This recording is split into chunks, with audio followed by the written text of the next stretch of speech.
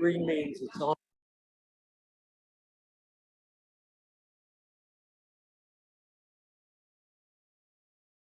$5:31. Where's David? He's here. He was at the other two. He's back there chatting. Well, Go ahead.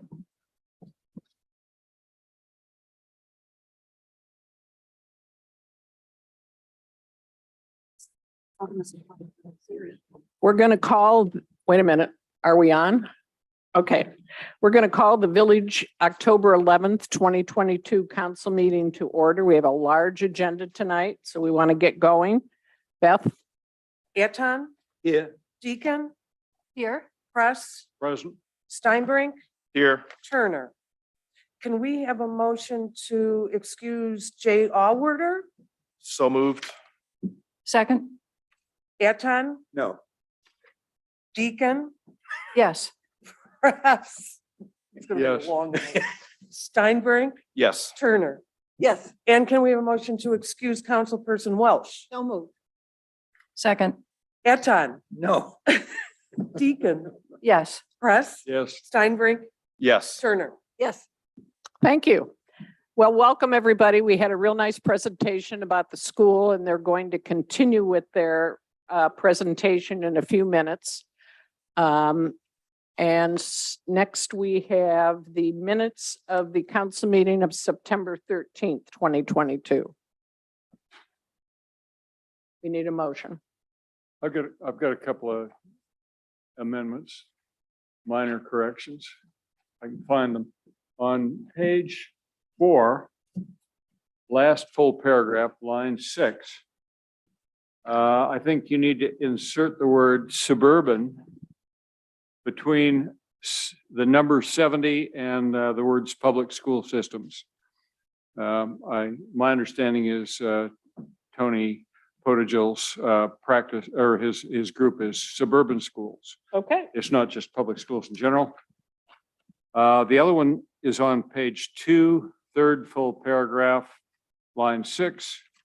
I think it's better if you replace "at this time" in line 6 with "until the remit of the committee is clarified or clear." Until what? Until the remit of the committee is clear or is clarified. So the remit of the. Committee, What's the remit? so the mission, if you will, the scope, whatever.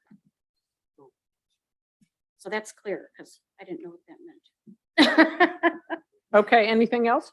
Nope, that's it for me. Anyone else? We need a motion. Second. Eton, Yes. Deacon, Yes. Press. Yes. Steinbrink, Yes. Turner. Yes. Okay, thank you. First, we're going to welcome our Ohio Senator Jerry Serino to the floor. Hi, Jerry, come on up. Where'd the microphone? Oh, over here. It moved.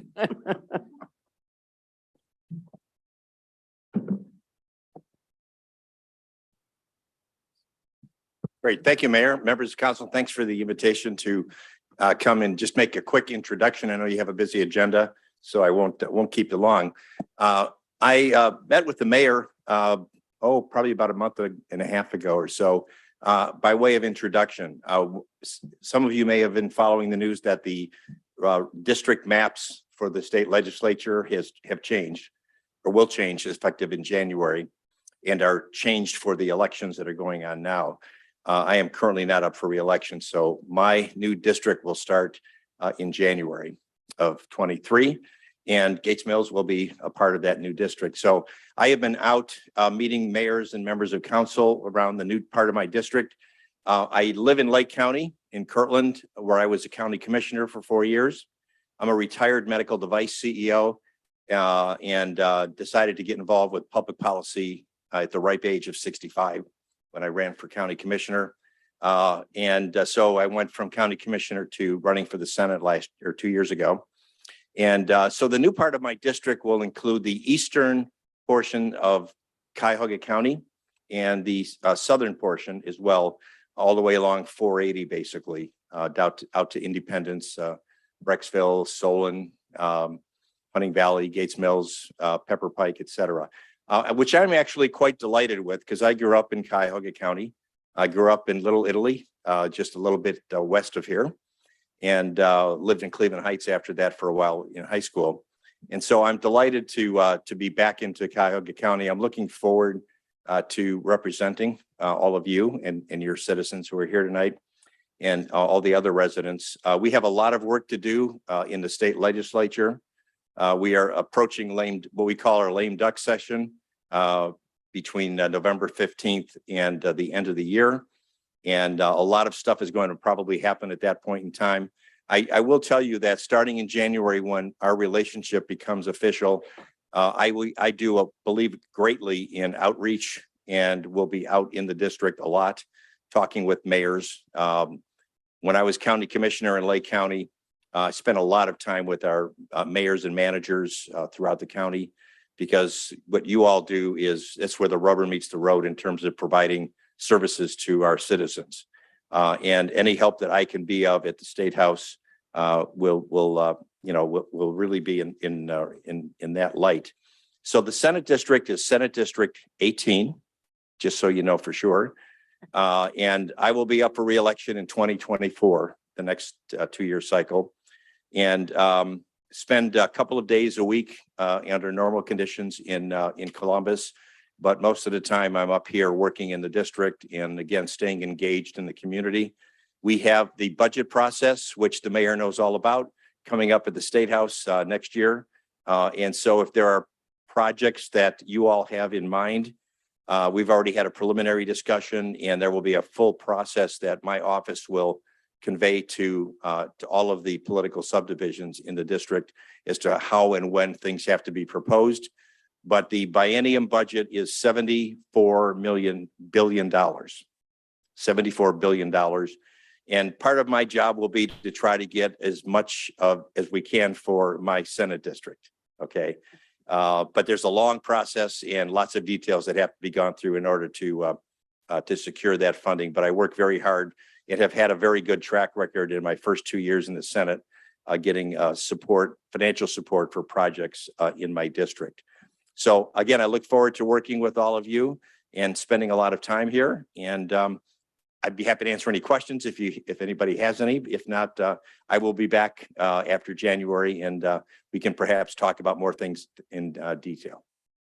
Thank you so much. Okay, thank you. Thank you.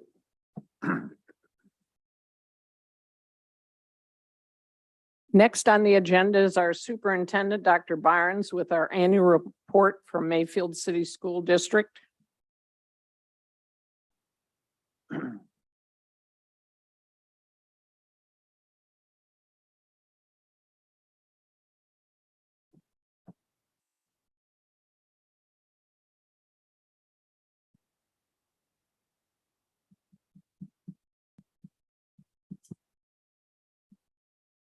Thank you, Mayor Snyder, President Turner, members of council and staff. We are excited to be here with you. I know we had a preliminary discussion with those who are in the audience, as well as some council members, but we're looking forward to share with you the state of the schools. We've tailored this presentation to answer questions that were previously submitted. Hopefully we'll do a good job of answering those questions. My colleague, Scott Snyder, and I, our treasurer, will do our very, very best to share with you what we believe to be the state of the schools. We believe the state of the schools is strong. We're proud of what we're doing, where we're at, but we do know that there's always the opportunity for improvement. We do have a continuous improvement framework. We're going to talk through that a little bit here with you. I'm going to start off, if you will, a little overview. Since 1980, we've held steady at about 4,000 students. We have 1 high school, 1 middle school, and 4 elementary schools, and we also have a preschool. Our high school houses students in grades 9 through 12, middle school 6 through 8. All 4 of our elementaries teaches students in grades K to 5, and then our preschool is at Mayfield High School in its own separate section. We're very proud of that as well. Also, the Mayfield City Schools, we are the managing and fiscal agents of two consortium programs, Excel Tech and CVEC. CVEC is a consortium program for students with disabilities. The focus is on workforce development. And Excel Tech is a career tech program. All districts in the state of Ohio have to belong or provide career technical education for students beyond the general curriculum. We're happy to be the host of that. We have 18 programs, as I mentioned, they're on the board. I'm not going to bore you by reading all of those, but they're diverse from medicine to hospitality and education and training. So these give our students an opportunity for career exploration and get involved in programs that can lead to a career potentially. These students can also earn college credit for their participation in this career tech experience. We were asked to share some district highlights as it relates to the state report card. The state report card was recently released. As you could see on the board, I wanted to provide the scale for you because the state of Ohio pivoted from a letter grade system to a star system. It used to be A, B, C, D, but now it's a star system. And as you can see from the scale, 5 stars represent significantly exceeds state standards, 4 represent exceeds state standards, and 3 stars represents meet state standards. So I'm going to share with you our overall star rating from this past spring. Thank you.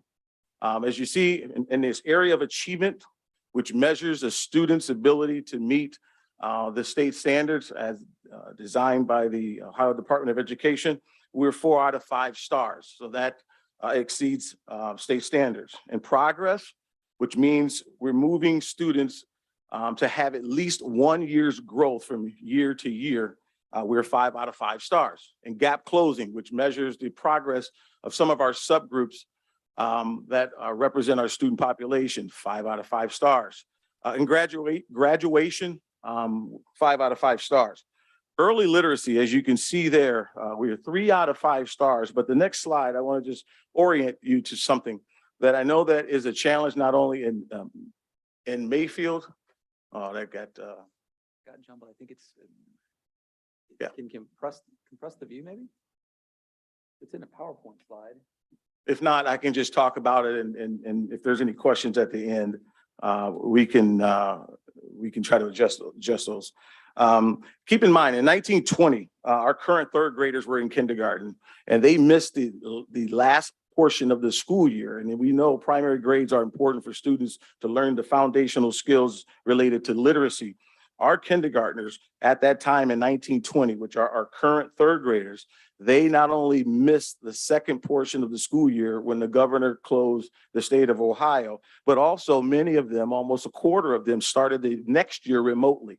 So that's equivalent to almost a semester missed of in-person instruction with our talented staff around the development of literacy skills. And also our current 4th graders were in the 1st grade at that time.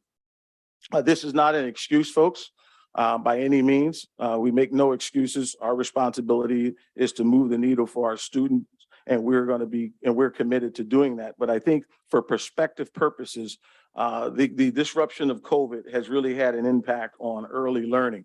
I will tell you, though, however, we are excited that those deficits have been eradicated. This information is somewhat in the rear because the students took those assessments, those state's assessments last year. And so we're really, really proud of our progress already. Next slide, please. A couple of things to kind of showcase is Mayfield High School was named by U.S. News and World Report as one of the best high schools in the nation. Mayfield High School won the Great Schools 2022 College Success Award for preparing our students for college and beyond.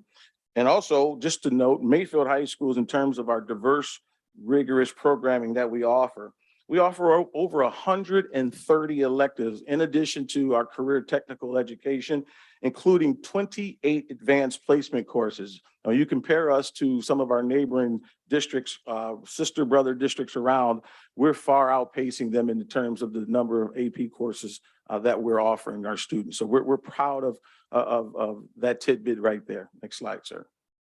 Also, niche.com is an independent source that ranks school districts.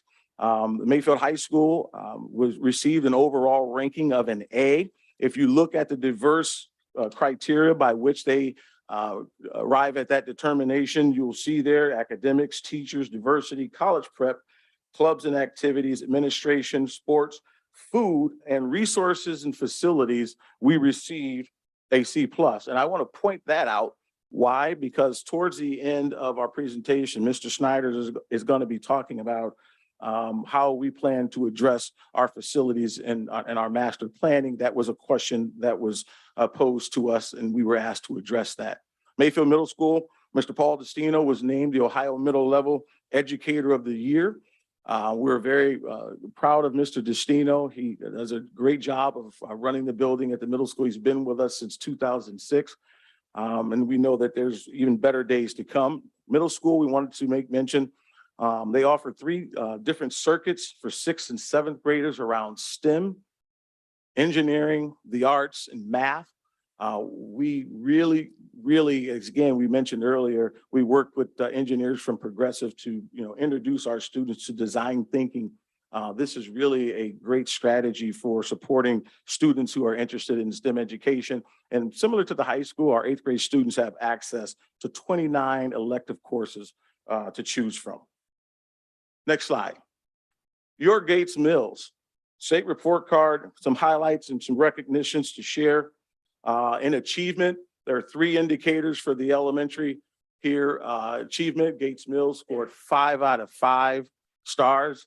In progress, remember that's a year's growth. Gates Mills Elementary scored 5 out of 5 stars. And in addressing our subgroups, Gates Mills scored 5 out of 5 stars, making Gates Mills our highest performing elementary school. And I think that deserves a round of applause because we have staff here.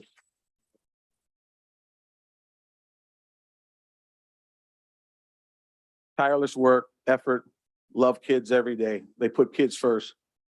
Gates Mills Elementary highlights also to mention, last year I spoke about, or just a minute ago, I spoke about career technical education. They had a career day where they invited career tech students to begin introducing some of our elementary students about the fine and fantastic careers that they can get involved in. We also had a question about community involvement earlier. They invited community members and to come in and share their expertise with our students around some of the careers. These represented engineering, nursing, police, doctor, dentist, et cetera, et cetera. So early exposure to careers is a great opportunity. We celebrate that with Gates Mills Elementary. And also, we have to mention this, Ohio School Resource Officer of the Year. Round of applause, please.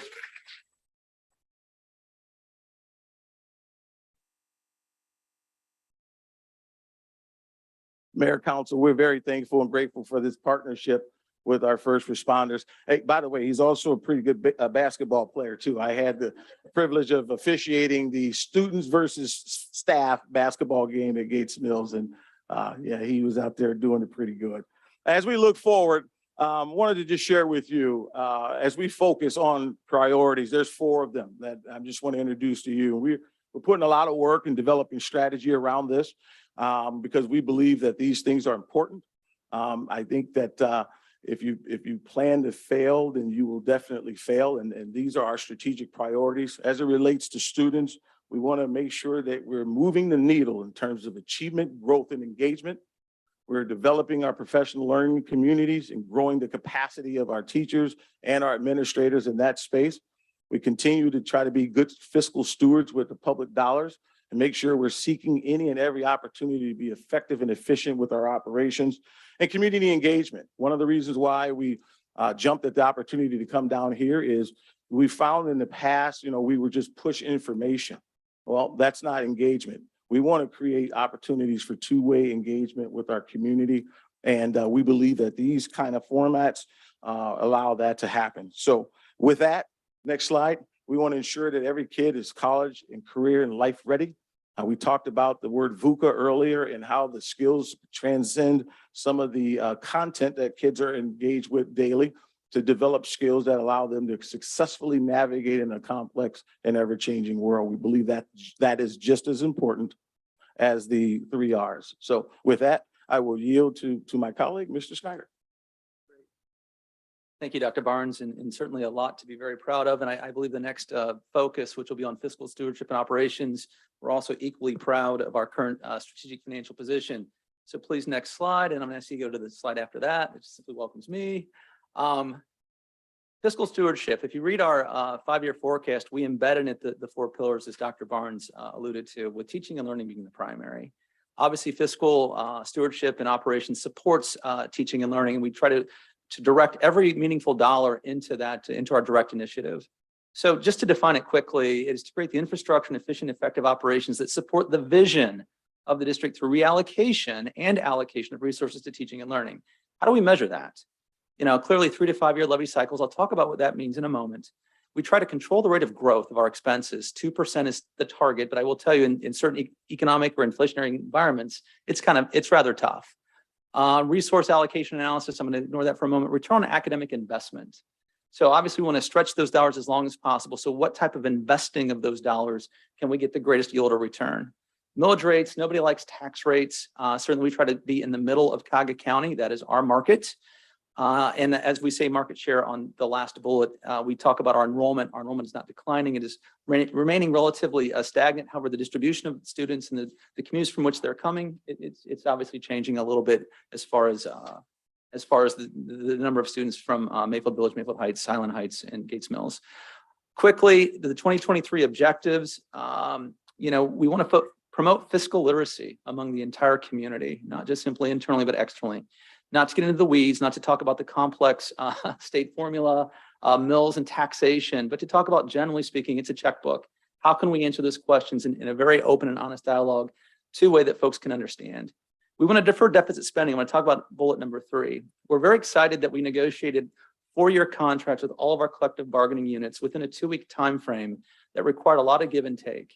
When you negotiate, it's never one side wins and the other side loses. It's called compromise.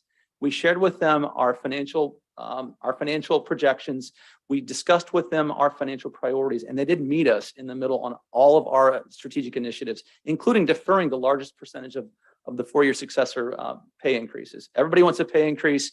We tried to manage what we thought was reasonable within our market, within the school district market, within Cuyahoga County, within the region, and we felt very strongly that we achieved that objective. Our first projected fiscal year deficit. What is a deficit? Outflows exceed inflows, meaning my expenses exceed my revenue is in 23-24, which is next fiscal year. I'll talk about that in a moment. But a positive, we ended last fiscal year with a $56 million cash reserve. The budget last year was $74 million, not billion, as Senator Serino was referencing with respect to the state. So we have almost 2/3 of our annual spend as of last year in a cash reserve. Think of that in terms of savings. That's a savings account. So that's what we call one-time money. I can only spend one-time money one time. So, but what helps us, and please next slide, is it allows us to insulate ourselves from certain risks, economic risk, cash flow risk, legislative risk, because we are a subset of state government. This is a bar chart. Like most accountants, we try to explain things in pictures and in numbers. So what you can see here is 21-22. This is last year's actual activity. I mentioned 56 million. The green bar exceeds the red bar. Very simple. Green is revenue, red is expenses. This is going left to right, 22 to all the way out to 29, I believe. We projected out our revenue and expenses. Beginning in 23-24, you can see the red bar exceeds the green bar. And you can see then from that point forward, red continues to exceed green because our revenue doesn't necessarily grow with inflation. It has got a restriction, since most of our money is in property taxes, there is a provision in the Ohio Revised Code that restricts the growth of voted tax levy based on existing property. How do you grow revenue? In a taxation environment in Ohio, it's based on new construction. Most of our communities are what's called build out. So that there is no real new construction to be thought of because there aren't very many large tracts of land left in our district. And then zoning also impacts the amount of additional new construction in certain communities. Having worked in Hudson for a number of years, they limited the number of housing permits because they wanted to control the rate of growth, because with growth comes additional students in some regards. So if you notice that the decline in the cash balances, which is the yellow line, it's probably hard to see from the back of the room. If we do nothing based on this scenario, we will run out of money in 29. Some people would say, well, wait till 29 then, right? Before you ask for an additional levy. However, if we waited until that point, the first thing we'd have to do is fill that void or fill that gap of 12.7 million before we can even consider then program and development, increases in wages and salaries from that point forward. So we need to be talking about what does that levy look like for the district? Again, it's a target. This is a conversation. We're not asking for money right now. We're just simply sharing with you our financial picture. In the circle, 20 million transfer to capital expenses. I'm going to talk about that in a moment, what we are recommending to the school board that they do. So next slide, please. This is that same information, however, in numbers, because some people are more numerical learners. I know in some conversations with member of council, they like the numbers. I've talked to them about that. But if you look at the second column, which is called operating revenue, compared to the third column, which is called operating expenses, those are just simply projections based on what we believe our budget will look like moving forward. 2 columns over, surplus or deficit. So beginning in 23-24, we believe we're going to have a $2.1 million estimated deficit. The millage equivalent to offset that deficit is 1.56 mils, which means we have to ask for an operating levy of 1.56 just to eradicate the deficit. That's all that is intended to demonstrate. So as we move forward out into the future, if we do nothing, and this is extended out to 2030, we'd have to ask for a 14.68 mil operating levy just to eradicate the deficit. That does not take into consideration what do we do next year with raises and increases. Now, we're not a tax and spend organization. We also look at how do we become more efficient with our expenses. 80 cents of every dollar we spend is in people. We are a people business. We work very diligently to identify, is it an essential function that needs to be replaced, or is it a non-essential function that can be replaced by things like technology today? But there's a very fine line between that. Moving then further to the right of this, and this is just simply illustrated it is intended to illustrate the impact of the $20 million that I'm going to mention in a moment, and then what the next levy could look like. We are targeting 2024 calendar year, which would be first collection in 2025. It is a target because the industry standards suggest you do not want to go too deep into deficit spending, because then you have to make tough choices about your program. What do the people want? How do you achieve certain academic results if you're cutting? You never cut your way to success. Even in private sector, I don't think that's the right acumen or the right business mantra. But if we were to pass a 5 mil operating levy, it would obviously eradicate the deficits out into 2030, but we would begin deficit spending about 2 years prior to that. So I mentioned earlier, what is some of the measures, 3 to 5 year levy cycles? The last levy passed by this district was 2016. It will be 8 years. And we feel very strongly that that's a strong positive given. And let's talk about the last, since I arrived in Mayfield in 2006, we have had to deal with a great recession. We've had to deal with COVID. Now we're talking about hyperinflation or inflation in an uncertain world. That's in a 17-year time frame. How did we arrive at this carryover? Because we were strategic. We implemented things like exit incentives to turn over our staff. We evaluated different insurance carriers. We evaluated different non-teaching positions. And quite frankly, in certain terms, we got lucky. We didn't see the reductions in tax collections that a lot of our neighbors did. So now, please, next slide. I'm taking entirely too much time. But when it comes to levy sizing, this was another question that we were asked. This is just simply an example of how it could be perceived. These aren't actual Mayfield numbers. This is just for illustration purposes. If your year-over-year expenditure change is $3 million and the inflationary factor is 4.5%, we know that's higher today in certain segments. In year one, if you add $3 million of expense, that $3 million grows over a 4-year time frame to be $12.83 million. You extrapolate that from left to right over the 4-year period, because you're having 3 million, another 3 million, another 3 million. So the overall increase in expenses is 32.9 million. If you want a 4-year levy cycle, you take 32.9 divided by 4, you need $8.2 million of revenue annually to offset that. And if 1 mil of local taxes is 1.4 million, it's a 5.89 mil operating levy. See, this is what happens. Eyes glazed over because this is complex stuff. So to simply boil this thing down to very simple conversations, vernacular, it's not easy because nobody likes to pay taxes. Nobody understands what a mill is, assessed valuation versus fair market value. But this is something that I would be happy to discuss with council or members of the community when requested, because it's not as simple as some people might think. Next slide, please. Wow, there's a lot of numbers, right? What we were trying to do here, and I'll just orient you to what this is. So this is every district in Cuyahoga County. There are 31 of them. To the left of the colored bands around the districts is the performance index. That is the achievement index from the most recent scoring, the stars, if you will, information.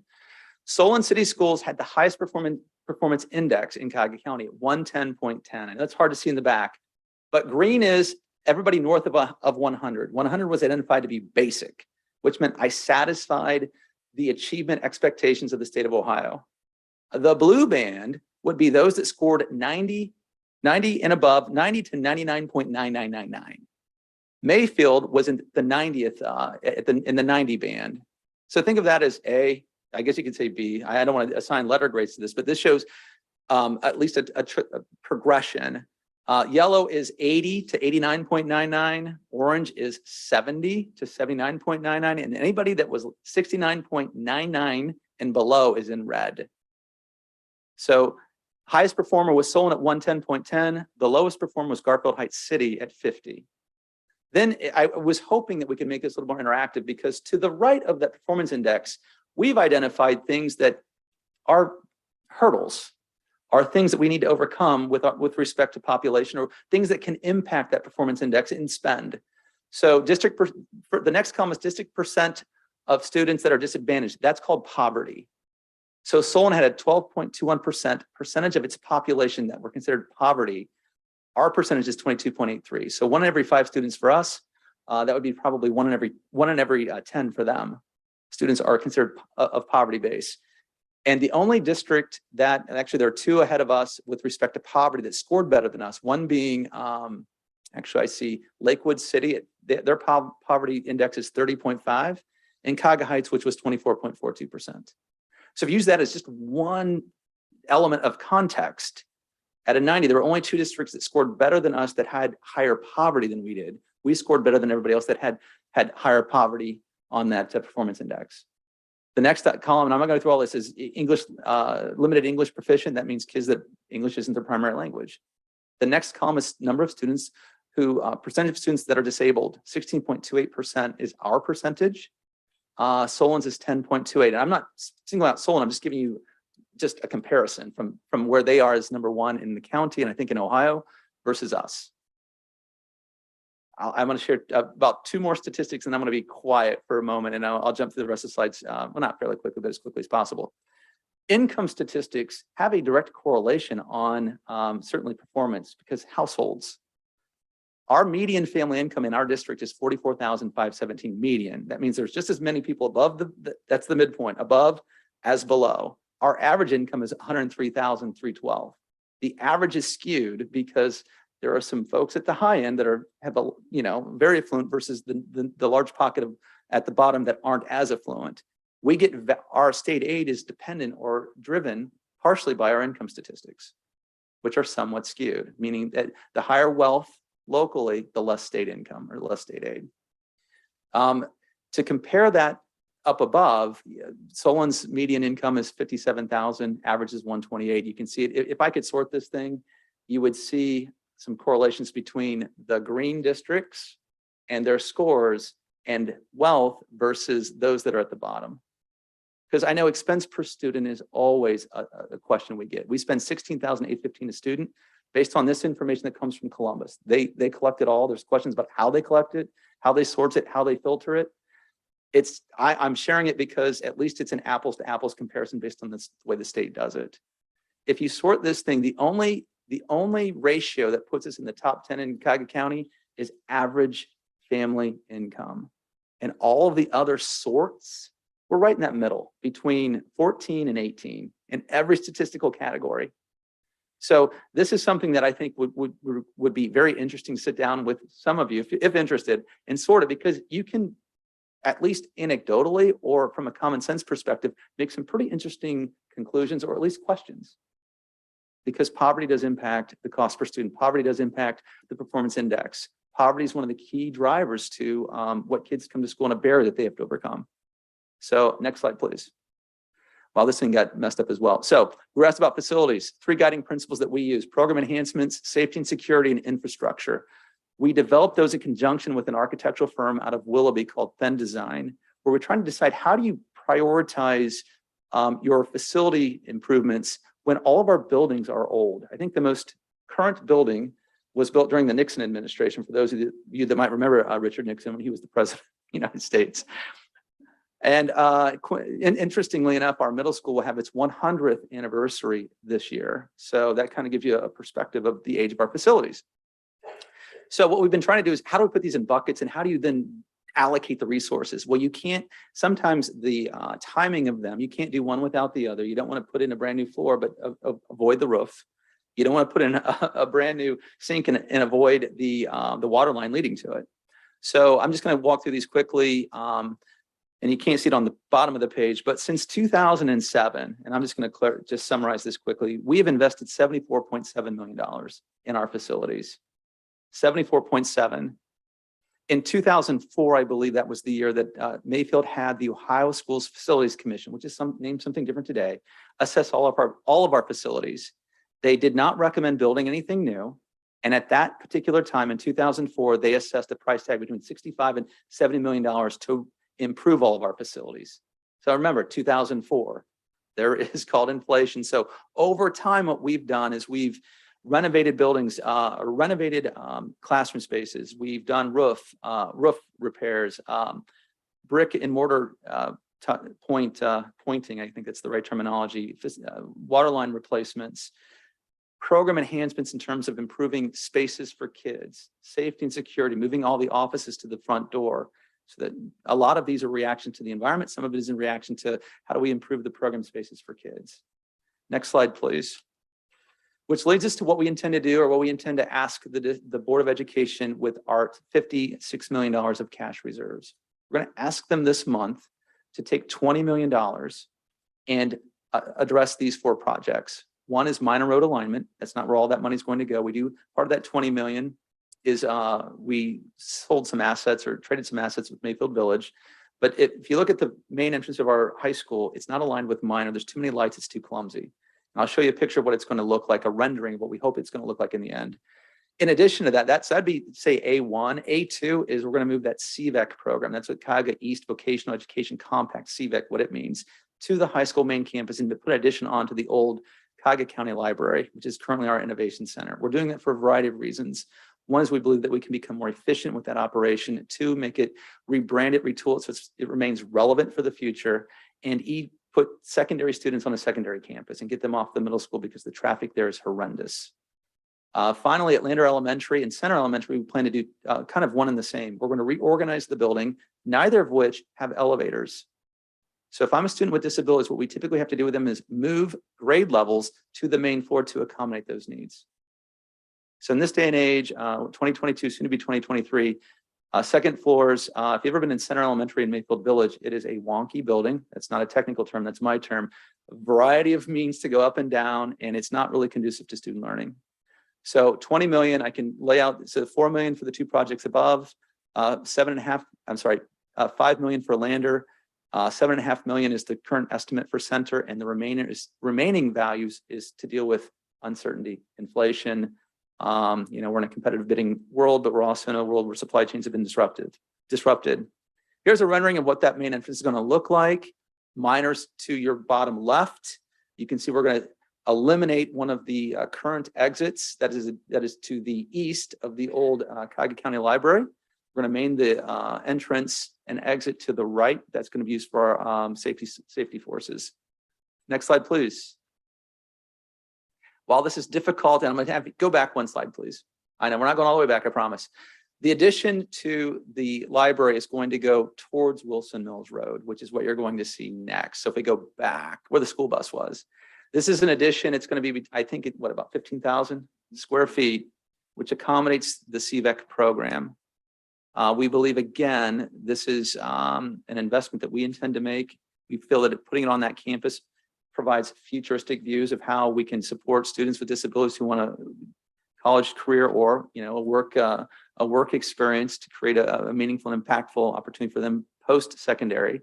And also, how do we look at more career pathways for kids, not just students with disabilities? Next slide, please. This is a tough picture, but we're going to put an addition onto Center Elementary, which is what that's intended to represent, adding 4 additional K classrooms, adding an elevator, and completely retrofitting some of the interior spaces, because kids shouldn't go to Panera Bread and have a more meaningful experience than a classroom experience, because the whole idea of rote learning, sage on a stage, kids in lines and rows, that's not how kids learn today. If anybody has kids, they're always on their phones. They shouldn't tech down when they come to school. Next slide, please. This is Lander Elementary improvements, similar to Center. We intend to reorganize the interior building, align all of the grade levels so they make sense, add an elevator. And we believe that this is the last significant run at facility improvements in the district. Everything then will be on a replacement schedule. We'll be doing more roofs, more, I would say more manageable coming out of existing resources. We do have a permanent improvement levy, a capital improvements levy that we intend to use to pay for those. But what's important about this initiative is this is tying one-time money to a one-time expense. We're not going to borrow, we're going to pay cash for it. So we're going to eliminate the debt cost. And what we intend to do is invest, because the return on that investment is between 30 and 50 years, depending on the type of capital improvement. The facilities, as we were talking, prior to the 2005-07 campaign of 14 million, the district, the last significant improvement was in 98, was addition to the high school. Part of that was 88 when they added the pool and field house onto the high school. Then there was a period of time of maintenance deferral. So we put a lot of catch up. But right now I can tell you with a very solid statement that our facilities are in great shape. They're amazing. We're gonna have a couple of open houses, and we'd love for all of you to come and walk through the middle school as well and the high school. They're impressive facilities, and we've put a lot of time, effort, and energy into them.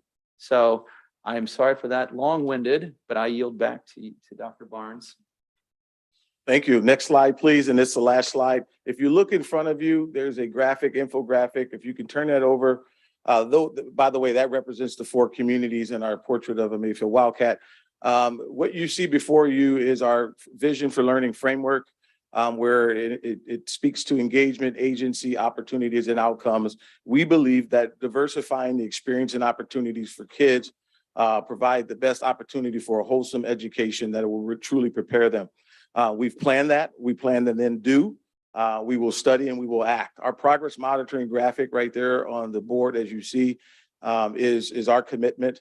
Again, we're not perfect. We chase progress, not perfection, but we have a talented staff. I'm happy. This is just my 2nd year. We've developed some goals, and we have strategy, and now we're going to work it. And we're going to hold ourselves accountable because our kids deserve it. Our community expects it.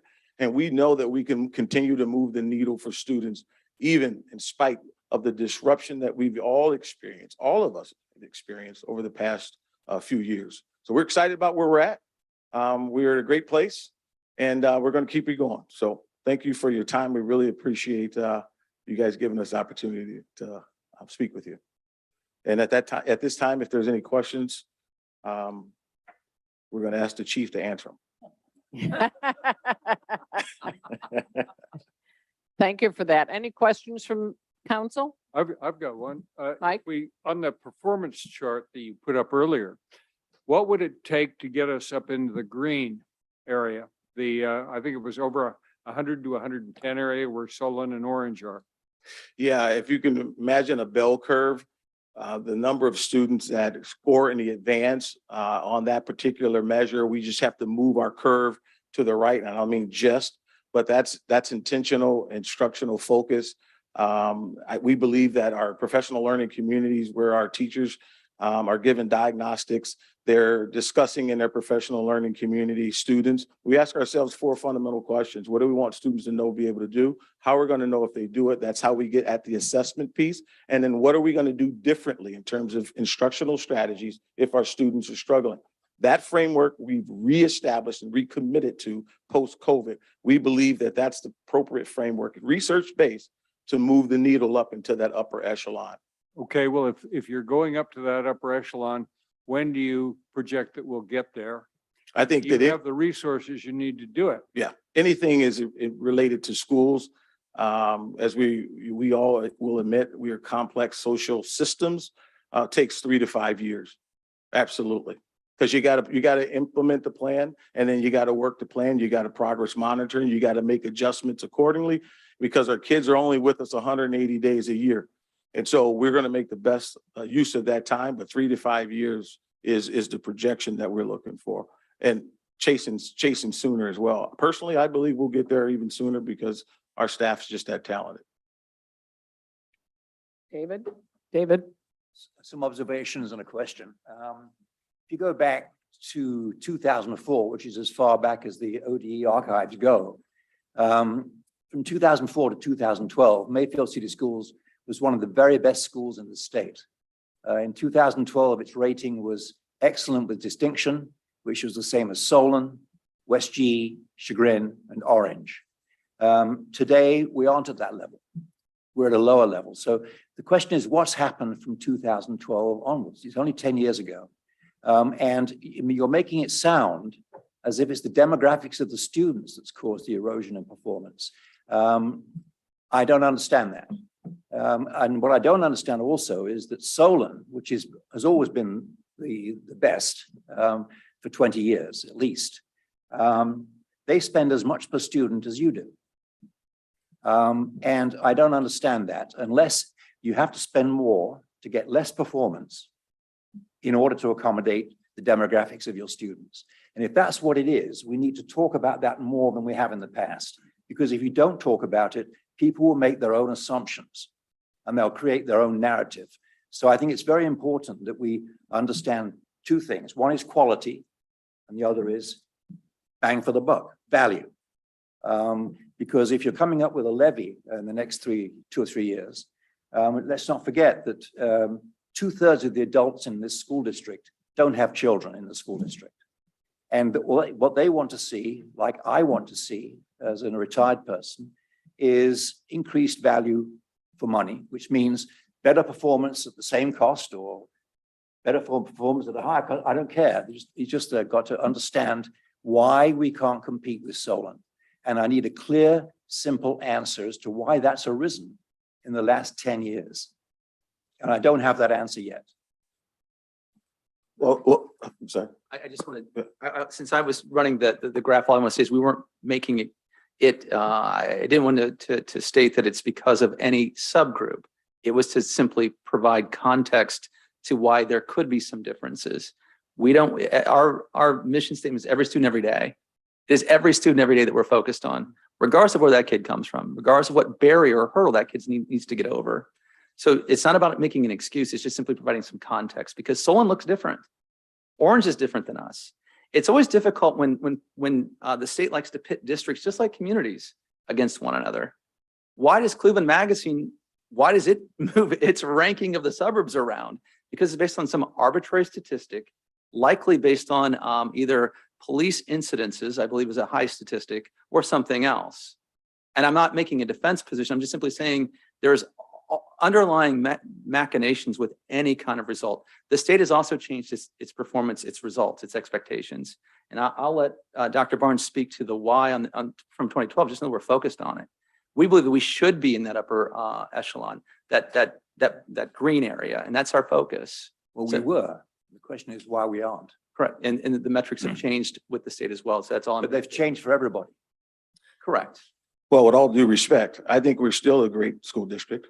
I think we are, as indicated in the earlier presentation, you know, I'm going to take this as an opportunity to say, and this is my second year. And I think we're more focused and have a plan, and we're going to work the plan and we'll see what happens at the end. I believe that we are on the right track. I think we have a research-based framework for addressing ways in which we can increase student achievement, growth, and engagement.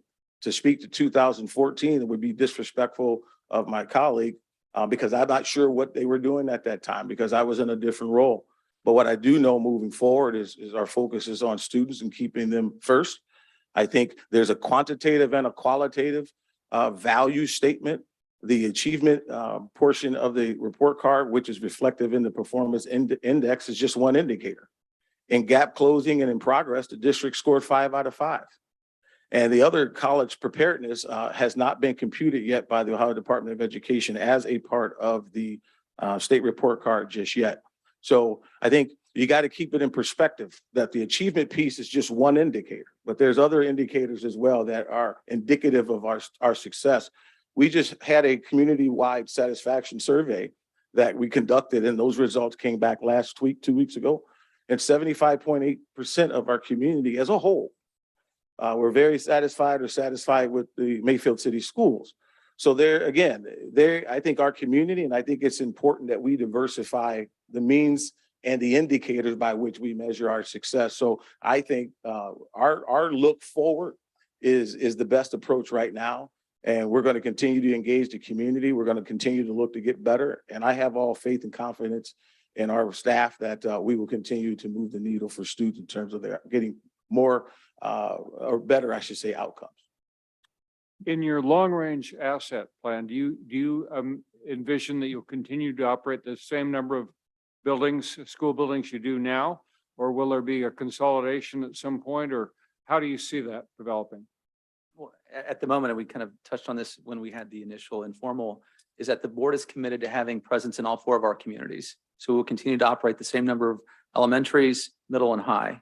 At such time as it's deemed ineffective, financially unsustainable, then that's at the time that we would consider changing it, because there's ramifications when you change the current model.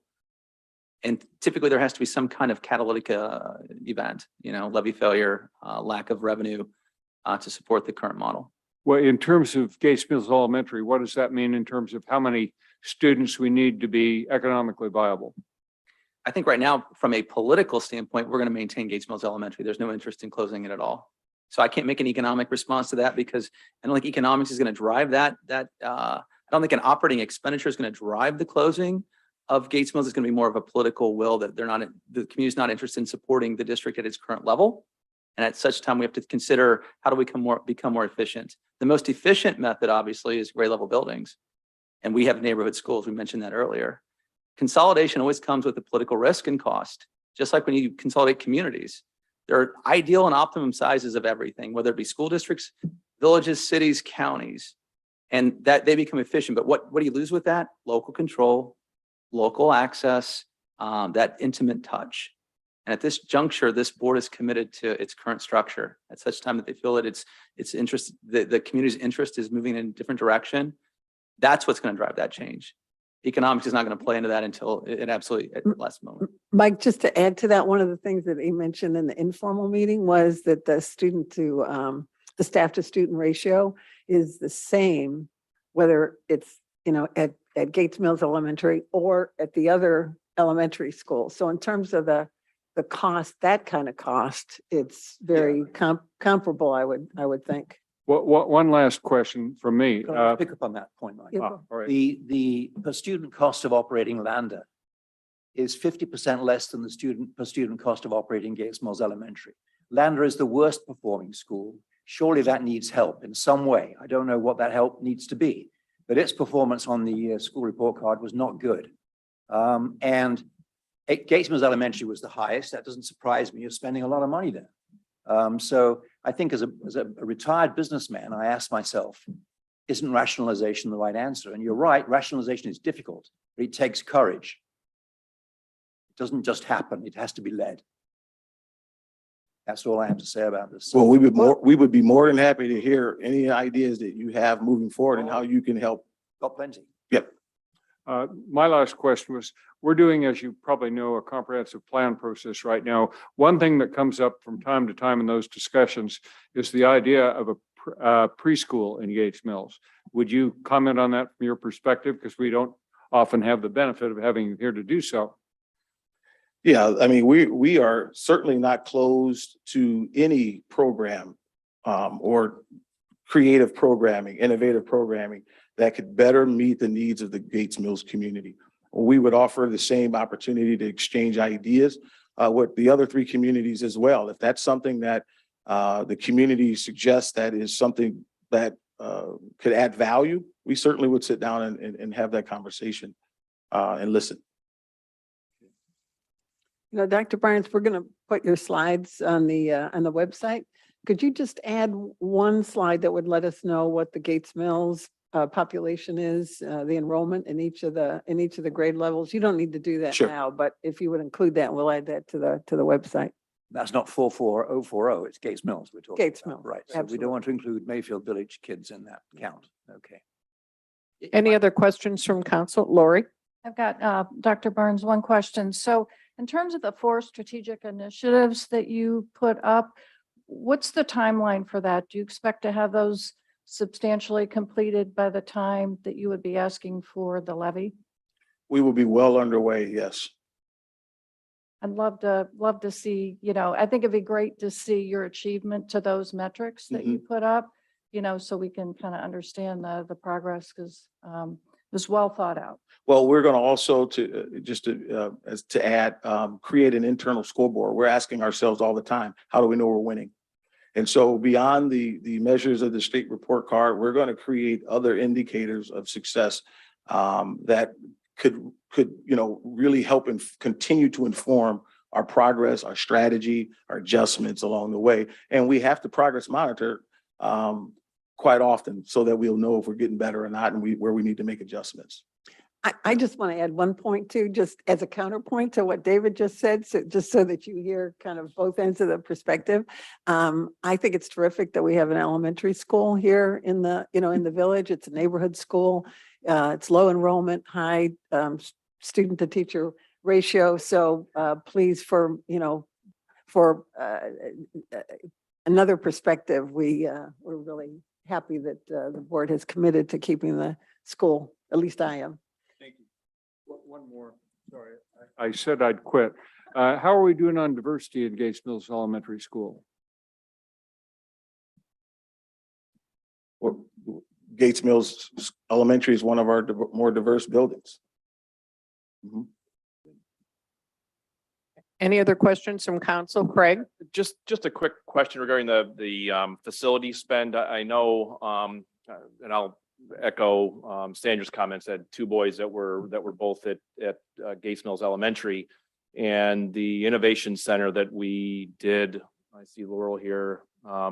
COVID kind of blurs a lot of things, but maybe it was in 2018 or 2019. You know, the PTO kind of got involved, and we passed the hat a little bit among families and businesses that were around to help raise money to pay for a large portion that went into kind of redoing that converted the old library. And so I just was curious, thoughts around going to some of the larger businesses in Mayfield Village, Mayfield Heights, around some of the facilities spend, and if there is any appetite from some of the larger multinational corporations and such that are in the village that would help to maybe defray some of that spend, or maybe that's already baked in. No, we've actually asked Progressive directly for additional financial support.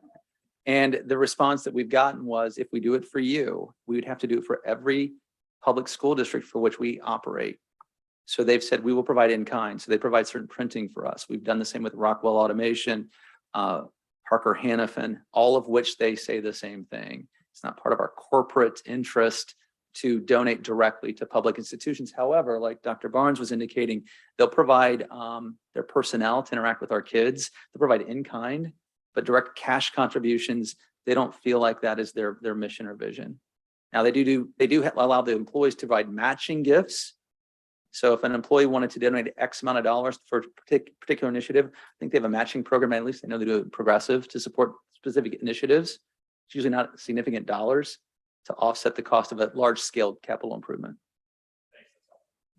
And also, hey, Mike, I'd like to give you the presentation without it being jumbled. So if you don't mind, I'll send you a PDF or something on that. So the slides, they kind of got a little disoriented because you really couldn't see that. You're going to post it on your webpage. Thank you. Are there any questions from our audience? Please stand and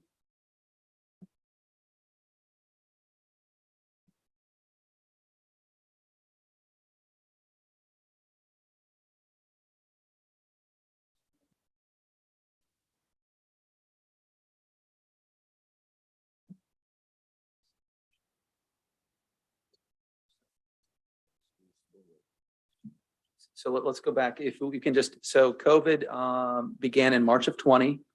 And then the governor shut down or mandated stay-at-home orders for everybody. So that last 9 weeks from March to May would have been closed. And then when we started the school year, I believe it was 6 weeks remote in, let's see, 2021. And I'm answering this question because Dr. Barnes was not in Mayfield at that time.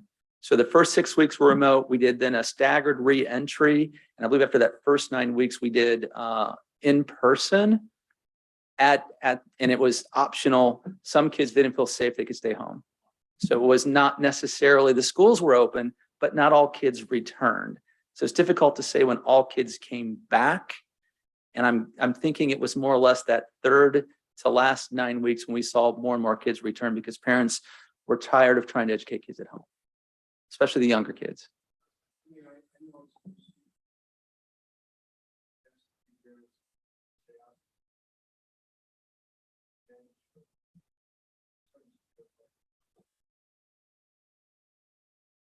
One of the oddities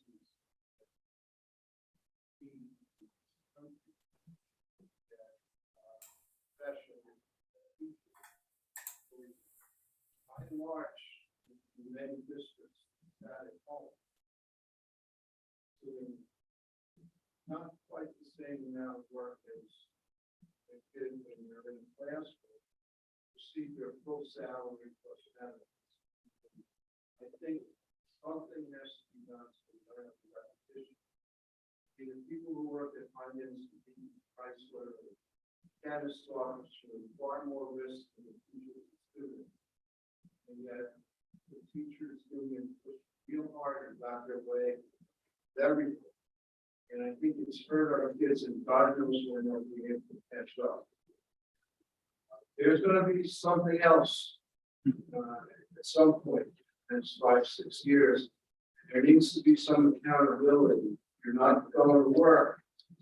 You don't get paid in full salary or something to that effect. I am looking out for the kids and not for Randy Weinberg.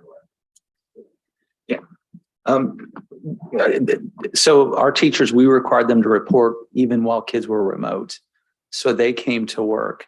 That was an expectation that we had, and they diligently came in. Those that had obviously underlying medical conditions, we didn't want to run that risk, and we felt, but by and large, our staff came in. We were proud of the work that they did. It was tough sledding because even to teach remotely is not easy for the kids and the faculty. But we agree. We've got our, we talked about our literacy, early literacy scoring. That's the residual of the fact that kids were at home, kids not only did they not get a chance to socialize, but academically, it's tough to teach kids how to read at home. And what's interesting to your point, and I'll just close on this, we were one of the first responders of the first line entities to go back in person, whereas a lot of our private sector partners are still remote. So it begs the question, if learning and kids learn best in person, working together, doesn't creativity continue to work that way in the private sector? Working together, and not to quote Elon Musk, but I'm going to do it. You can't create if you're virtual. Creativity still requires face-to-face, in person. So because that's a risk we have as Progressive Insurance continues to work remote, those buildings could be devalued because that's the value basis, which means less tax revenue. So it's all interconnected. And so we completely appreciate your point. Thank you. Anyone else? Marlene?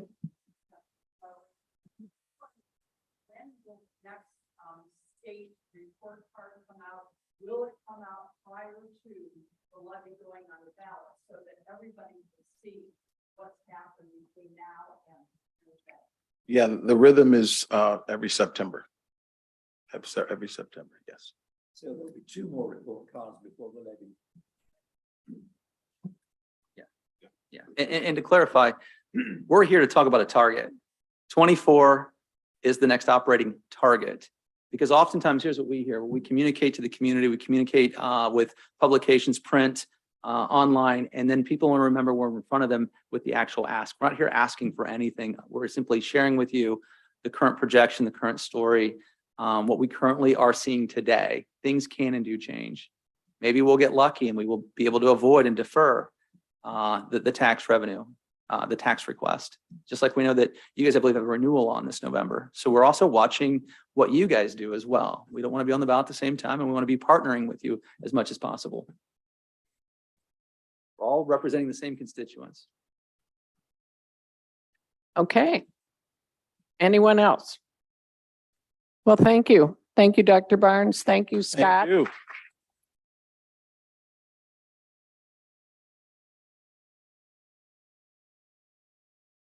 Very nice, and we'll have you back. Thank you. Thank you. Look Thank forward to you. coming back. Yeah, can I get my power stick? Bye-bye.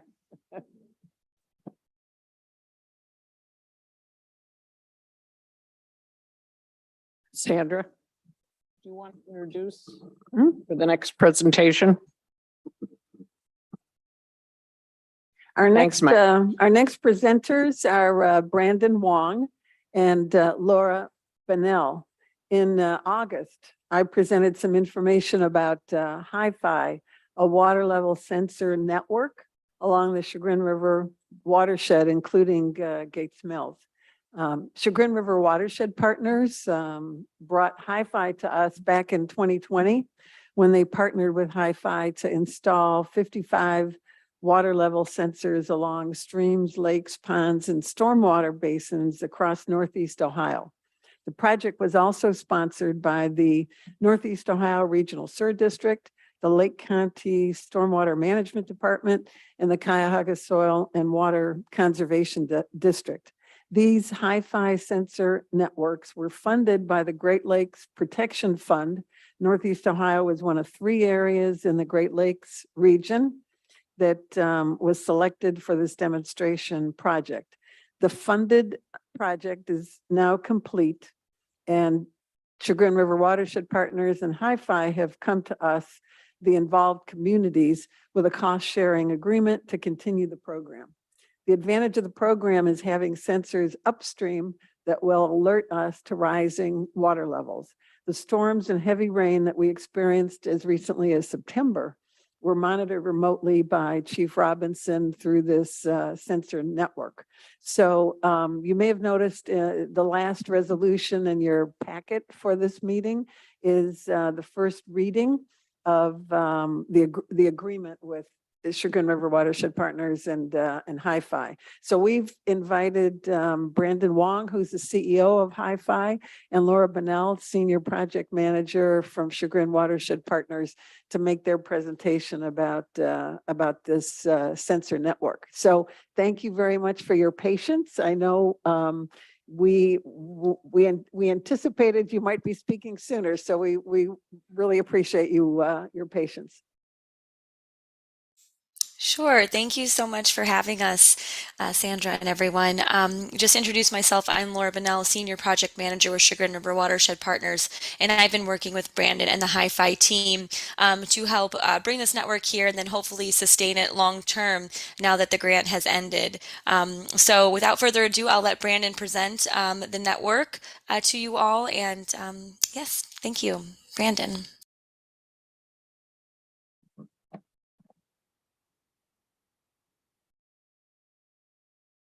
You're on mute, Brandon. Yeah, there we go. All right, cool. Well, thank you, everyone. Thanks, Laura. Thanks, Sandra. And thank you for having me here. I'd love to see you in person next time. I'm here in New Orleans at the moment, so I'll be right there as soon as the next meeting has happened, and hopefully I can join you.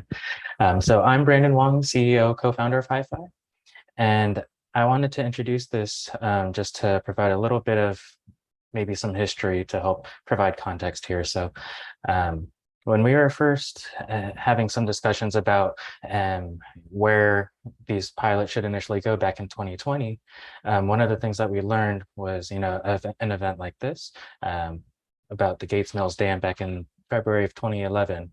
And interestingly, there's still a persistence around flooding, not only just maybe in Northeast Ohio, but across the broader Great Lakes. And flooding is one of them. It is the most expensive natural hazard, and so it's something that we have identified as very urgent and important to help solve. And so even looking back in February 2022, There's even this that went out in the news. And when we look at how water is currently tracked in the watershed and in Northeast Ohio, often it comes down to monitors that are placed strategically throughout the region. And so this is a map that's highlighting the Chagrin River watershed, and the river is in blue right there. And that blue dot is what's called a stream gauge by the federal government, the USGS. And on the right-hand side, what we're looking at is the change in water level over time. And so that's what's plotted there. And you get one of those measurements to help track the entire stretch of what's happening on the river. And one of the things that's pretty harrowing about this is the fact that if it does come down to maintenance, there's a lot of wires that come with it. And so oftentimes you have a qualified technician who knows exactly what to do. And with the USGS, that comes at a cost of keeping these maintained at around $15,000 a year. And let's say if we were to bring this in-house, I'm posting here a salary for an average salary for the Michigan Department of Natural Resources. And so either way, we've heard that it's expensive, and that's a cost prohibitive way of expanding the network. Or if someone were to bring it in-house, that requires an additional expertise that someone may not be prepared for when looking at an image like this. So fast forward to 2020, we at Hi-Fi secured a grant from the Great Lakes Protection Fund, which enabled us to spin off this technology here and pilot it in 3 main regions. So Northeast Ohio is one of them. And it's been a phenomenal time to work with you. And I just wanted to highlight, here's just a small subsection of the network, particularly in February of 2022. So what we're looking at is a plot of some of the sensors that we've had. This is at Cleveland Street over in Chagrin Falls. And then as we go closer and closer to the mouth of Lake Erie, these are the levels that we're seeing. And little blips here and there until we get to Gates Mills, which is quite a span from about where Chagrin Falls is. And I wanted to just highlight, you start to see a spike around February earlier in that day. And then as we go along, that spike starts to trend. And ultimately, we see this big rise up and a dip, which is very interesting from a data standpoint, but I wanted to help highlight what does that mean. And so ultimately, what that resulted in was an ice jam that had built up and then totally released. And what was interesting is around that time we were working with Laura at the Chagrin River Watershed Partners, and they'd actually used this data to inform where to go, and they were able to snap a picture of this info and broadcast that out to their member communities. And so these are just a couple of snapshots of the ice jams that we captured that day. And now we're working with Chief Robinson and a number of the other fire departments across the Great Lakes to help provide this more real-time update so that they can be better informed about what may be happening on the ground and have a higher situational awareness. And I also wanted to highlight too, there's instances where just looking upstream, it's just beneficial to even see. What I wanted to add is another plot here off Monticello Drive where even though it may not have resulted in an ice jam, it's still helpful to see what may be happening upstream before it reaches communities further downstream. And I wanted to provide a couple other examples. So one of these is with the Cleveland Metro Parks. They are currently working on a stream restoration project, and this is some of the initial data that's been collected. I've plotted the rainfall and the water level over time, and you can see it looks a little, wavy, and that's because they're constantly pumping out the water to keep the location dry as they're doing construction. And so what we're looking at here, I'm going to hone in on this little subsection. That happened to be where the crews were on a Friday at 4 p.m. and they got a big downpour of rain. It was about like an inch within like 15 to 30 minutes. So it was a lot of rain, really. Even though it's so short, it was a lot of volume in a small amount of time. So what was interesting, you may have heard the term of, say, like a 10-year storm or 25-year storm. Ultimately, it was one of those big events, even though it was so short. And even though the crews on the ground were really concerned about the design of the structures and whether or not they needed to build it bigger, that's exactly what this infrastructure was designed for. It was one of those types of events. So it was very interesting to hear from the the Metro Park side and from the designer side of things, that actually, things are performing just as intended. So here we actually have an event to capture how the water is performing, what the water levels are doing beyond even just what's captured on the video here. So very cool to see how the performance of this asset is really shaping up. And I wanted to highlight one more example, and this is something that we're working on with a number of our early adopters here. And so what we're looking at is that is a picture of a sensor that's overlooking a basin that is right at the edge of a parking lot, if you will. And on the bottom, that's typically what we'll see. Like if I love to watch the weather, and oftentimes when they go from the radar predictions to a water level, it looks like a graph on the bottom. You get this water level over time, and they put in these colored lines to help highlight what a flood level might be. So what we're working towards is translating that information into something a little bit more graphical and highlighting just exactly what parts of, say, that parking lot may be impacted, what businesses, what facilities may be affected when the water reaches one of those thresholds. And ultimately, if we're collecting that data, it's being sent in real time over the cellular network. So we can then transform that into this real-time flood map that really helps highlight just which road may be impacted, and if it's going to be impacted, what is the risk of, say, the road being overtopped by flooding, for example. And ultimately, this is, I think, what we're envisioning moving forward. And this is, a first step that we are starting to achieve here with the Chagrin River Watershed and the local communities here. So initially, we have a baseline of just the monitoring and the sensors here that are monitoring the water levels. And we've been able to start expanding that and flesh that out from 1 to, Laura, correct me if I'm wrong, I want to say like there's 20, 30 that are along, and within the watershed here. And we're adding on top of that the radar information. So that's useful for just knowing what is the rainfall, and if the water levels are changing, what helped cause that change. And combining that information together, and that enables folks to, say, take some action and maybe close off a road or turn around from avoiding any further issues maybe with flooding, but also considering stream banks and maybe those that are impaired, using this information and using that to help turn around and restore these stream banks and create healthier watersheds, and in turn really celebrate this amazing resource where folks can also enjoy fishing and paddling and all sorts of phenomenal places of recreation. So ultimately, I wanted to highlight this. I'm sure folks would be curious about this cost share. It's priced at $17.25 a year per location. So a fraction of what we were looking at before. And the idea is not only to provide, the monitors and the data, at long term, as well as personalized updates around like a given location and whatnot, and cater to folks like yourself. But also dedicated coordination from the Chagrin River Watershed partners, as well as engaging with additional members throughout the watershed to add additional communities and ultimately bring down the cost even further. This is a list of the communities that have shown interest so far, and even more so like started issuing POs and whatnot. So it's very, things are moving along in a very positive direction here. And even with the Hunting Valley, where, they'll be adding in an extra sensor to have an even closer, I guess, early warning for Gates Mills and any other communities that are further downstream. So I'm gonna tie this off with some of the testimonials that we've gotten ever since we launched this in 2020. And Laura will be here to help answer any questions, and feel free to reach out to her over email as well.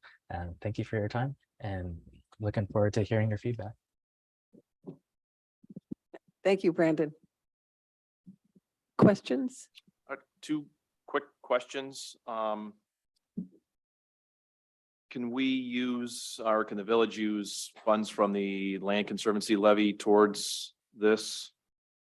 That's a good question. And we did talk about that when I brought it up in August, and there seemed to be, at least around the table at the time, a consensus is this would be a good use of conservation monies. And I think Todd,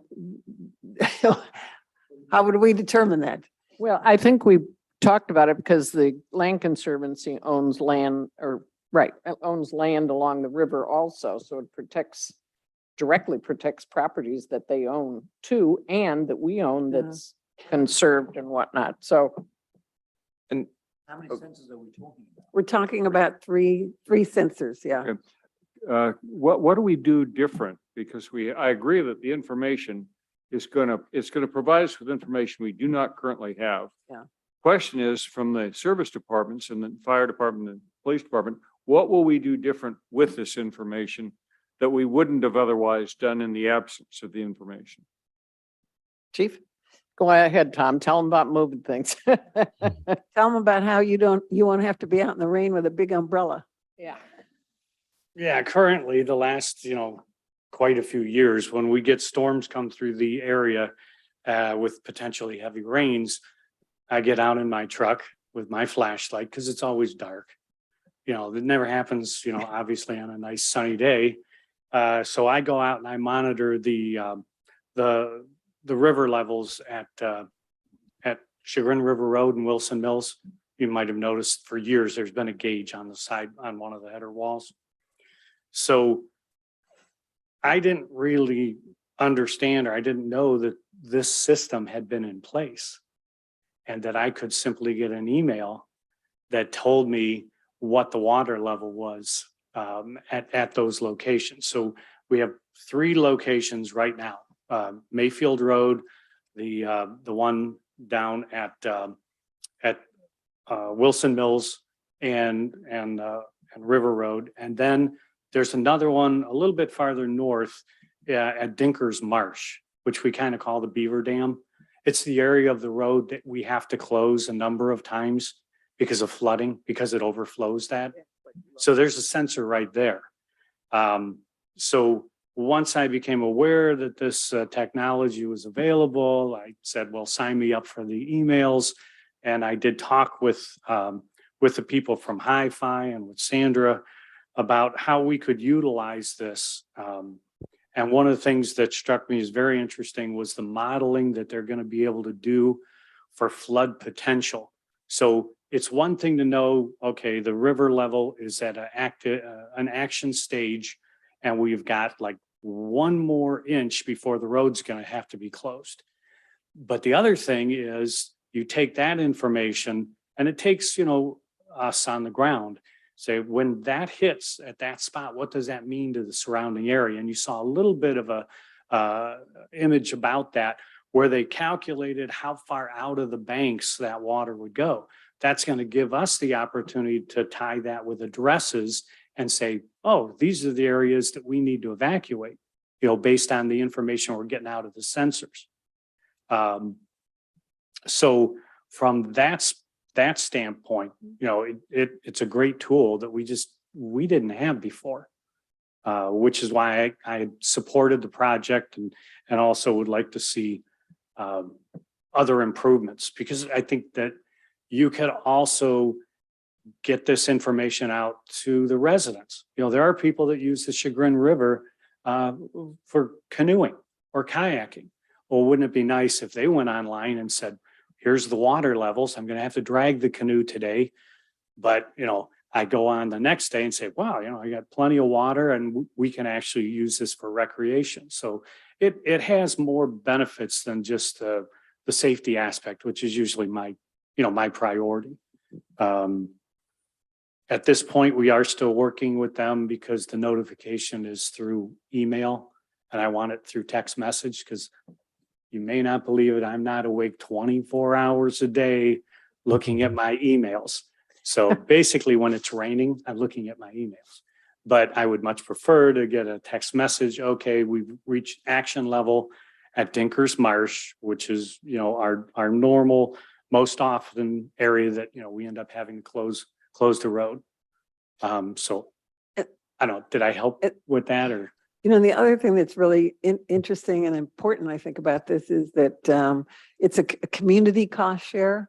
And the fact that upstream, there's other communities that have the sensors, you know, they're really, that's going to give the chief advance notice of kind of what's headed our way. And the fact that we have sensors helps us, but it helps the communities closer to the lake also to know, to anticipate what's, you know, what's coming. So it's a nice regional community project, which leads us back to the conservation monies. Todd? I am not going to give an opinion off the top of my head. It Okay, but you sounds- can. Okay. Yes, I can. And it sounds like it probably does fit within the parameters that were set before, but I really hesitate because Yeah. this is the first I've heard. Right. And And- there, like I said, there is a resolution at the end, and it'll be the first reading. So we'll have opportunity to come back. And Sandra, and to that,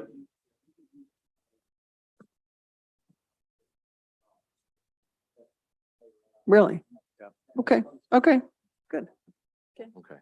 And then I know this is on first reading, but it makes a reference here in the ordinance to Chagrin River at Chagrin Road. So I'm surprised that like the Old Mill Bridge isn't on here, Old Mill and River Road, or maybe even that private, is that Burton Court that goes back on the bridge there that flooded like 2 years ago, real bad? I think they were The Berkshire- selected for specific reasons. I don't- Tom can like, speak yeah, to so that I don't too. Even Chagrin River at Chagrin Road seems south. So maybe I'm nitpicking here, but maybe. No, maybe it should be- good points. The one that was mentioned about Hunting Valley, having one there, I want to know upstream what the water levels are, because once it's here, doesn't do me much good. So while you could put more sensors than already are here in Gates Mills, I'm actually hoping that, you know, Gates Mills will do the 3 that we have and then work with the other communities to give me the heads Hunting up. Valley, So I've Chagrin got Falls. time, You know, so I've got time to know, okay, here's my water level. It's not here yet. So. He wants to see it rise slowly. Lori? Lori? So another question, have any communities used this to prevent flooding, erosion, et cetera? To shore up areas, put in riprap, whatever? So could it be used as a preventative measure as well? What Yes, was in most there? definitely. I guess that's to Brandon. Yeah. Yeah, most definitely. That's it's helpful just to have these monitors, not only to identify where the issues may be, but also long-term, that's quantifiable data that can be used for, say, modeling and developing the right sorts of projects and making sure those are sized properly to take the right sort of action, whether it is riprap or a larger construction project. And Laura, I think maybe would you want to add into that as well? I feel like you do a lot of that kind of work on the ground, frankly. I don't think I have anything to add, but just, you know, knowing that we have this data, maybe we'll make more informed decisions when planning for stream restoration projects, or engineers planning for what size culverts to go in and things like that. So I definitely think once we have that long-term data, it would definitely be useful. And I know Geauga Park District, for instance, is using it for monitoring a restoration project that they recently did. So there's definitely lots of long-term uses in terms of monitoring as well that this could be used for. Yeah, it's huge, actually. So another example that comes to mind here in Michigan is we have drain commissioners over here. So they manage all these streams, and to have these monitors ahead of time before they even start a project has been phenomenal for even having whenever you have a consultant or engineering firm that does come in, they are ready to go with that information and hit the ground running to start on their next project for, you know, sizing up and doing the next restoration effort. The short answer to the question is yes, it can be used as a tool to help prevent flooding in the future and help to mitigate flooding. However, we're dealing with a river that collects a lot of water over a large area. So by the time the water gets to us in Gates Mills, it's like a catcher in baseball trying to catch a 500-mile-an-hour fastball. It would be really difficult to do. It would take a lot of large infrastructure projects much further up in the drainage area to impact the amount of water that's finding its way to the river. However, the biggest benefit comes through building a model where we can better understand how the river reacts to certain amounts of rainfall. In the past, it's always been, look at the rainfall data the day after, talk to Tom or whoever it might be about what water levels we had for flooding and try to interpret everything after the fact. Now this provides the opportunity to build more of a real-time model. So if we know that a storm is coming that's going to drop a certain amount of rain based on prior data that's been collected, we can anticipate what the flooding event's going to be. And as we do other projects, once we look at what those flooding limits are, designing those projects so we can maybe stay out of the certain flood areas a little bit more, planning better around better data. Thank you, Chris. Any other questions? Thank you, Brandon and Laura. Thank you. Appreciate Thank you it. so Have a much. good evening. You too. Take care. Okay. Next is pay ordinance 1266 for $398,711.87. We need a motion. Second. Anton, Deacon, Yes. Press, Steinbrink, Yes. Turner. Yes. Okay, financial report was in your packet. Beth, do you want to highlight it or? I will try to expeditiously read this quickly. 9 months results in the general fund. The village continues to be in a solid financial position. We have positive cash flow, a balanced budget, and no debt.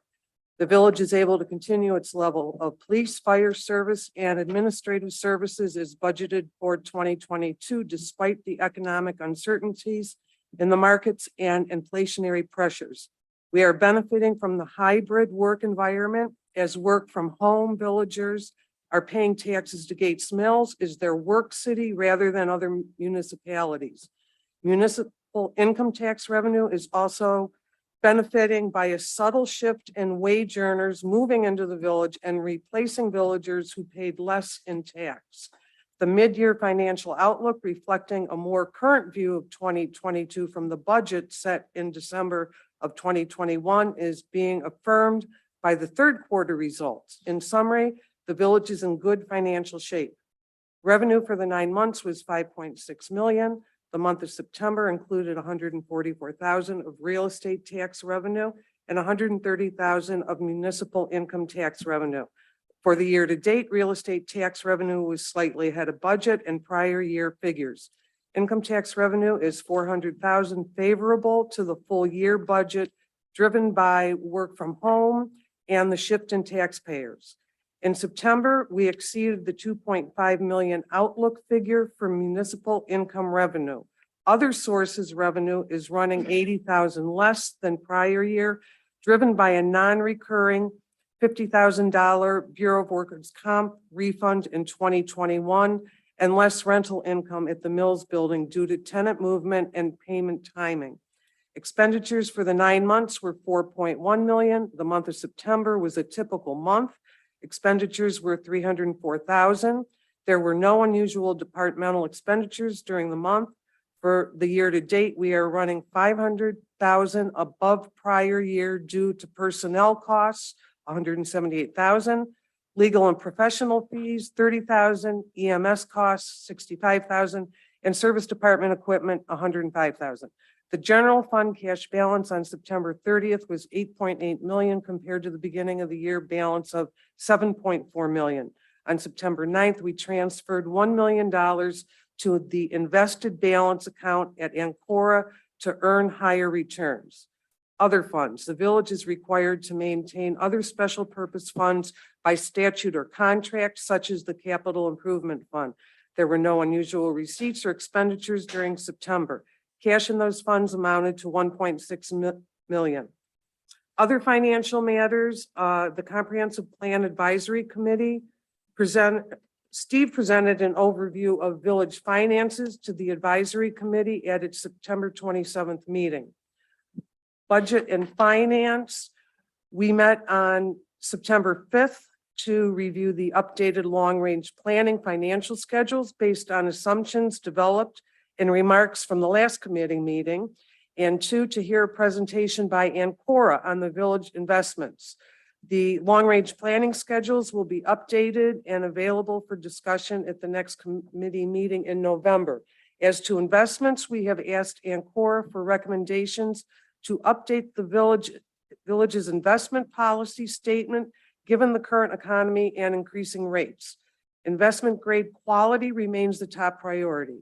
The committee also discussed the upcoming operating levy renewal and encourages all voters to vote yes on the renewal. There is no increase in taxes and all proceeds are for the village's operations. Long-range financial planning schedules following the Budget and Finance Committee meeting in November. Steve would expect to present the long-range planning schedules to council at its November meeting. This report is published on the village website. Thank you, Beth. I've got one comment on that, Karen. It's early days yet, and the long-range forecast is still a work in progress. But it does look like we're going back to looking at a long-range structural deficit. And hopefully we'll come with some solutions as well as what that looks like when we finish our work. Thank you. Any other comments? For mayor's report, I want to commend our fire chief and all our firemen with the fire. He will talk about that under his report, but we want to thank you for the service. Job well done. The homeowners were pleased, even though the outcome was very sad. Also, on your packet for the broadband committee, I'm asking to appoint Kieran Long Cassio, Mayfield Liaison Committee, Vikram Swamy, Safety Committee, Dennis Lizat. I think that's how you say that. Need a motion. So moved. Second, Eton. Deacon, yes. Press, Yes. Steinbrink, Yes. Turner. Yes. Thank you. Clerk's report. Nothing to report. Nothing to report. Committee reports. First on our list is Chuck Spear with Heritage Home.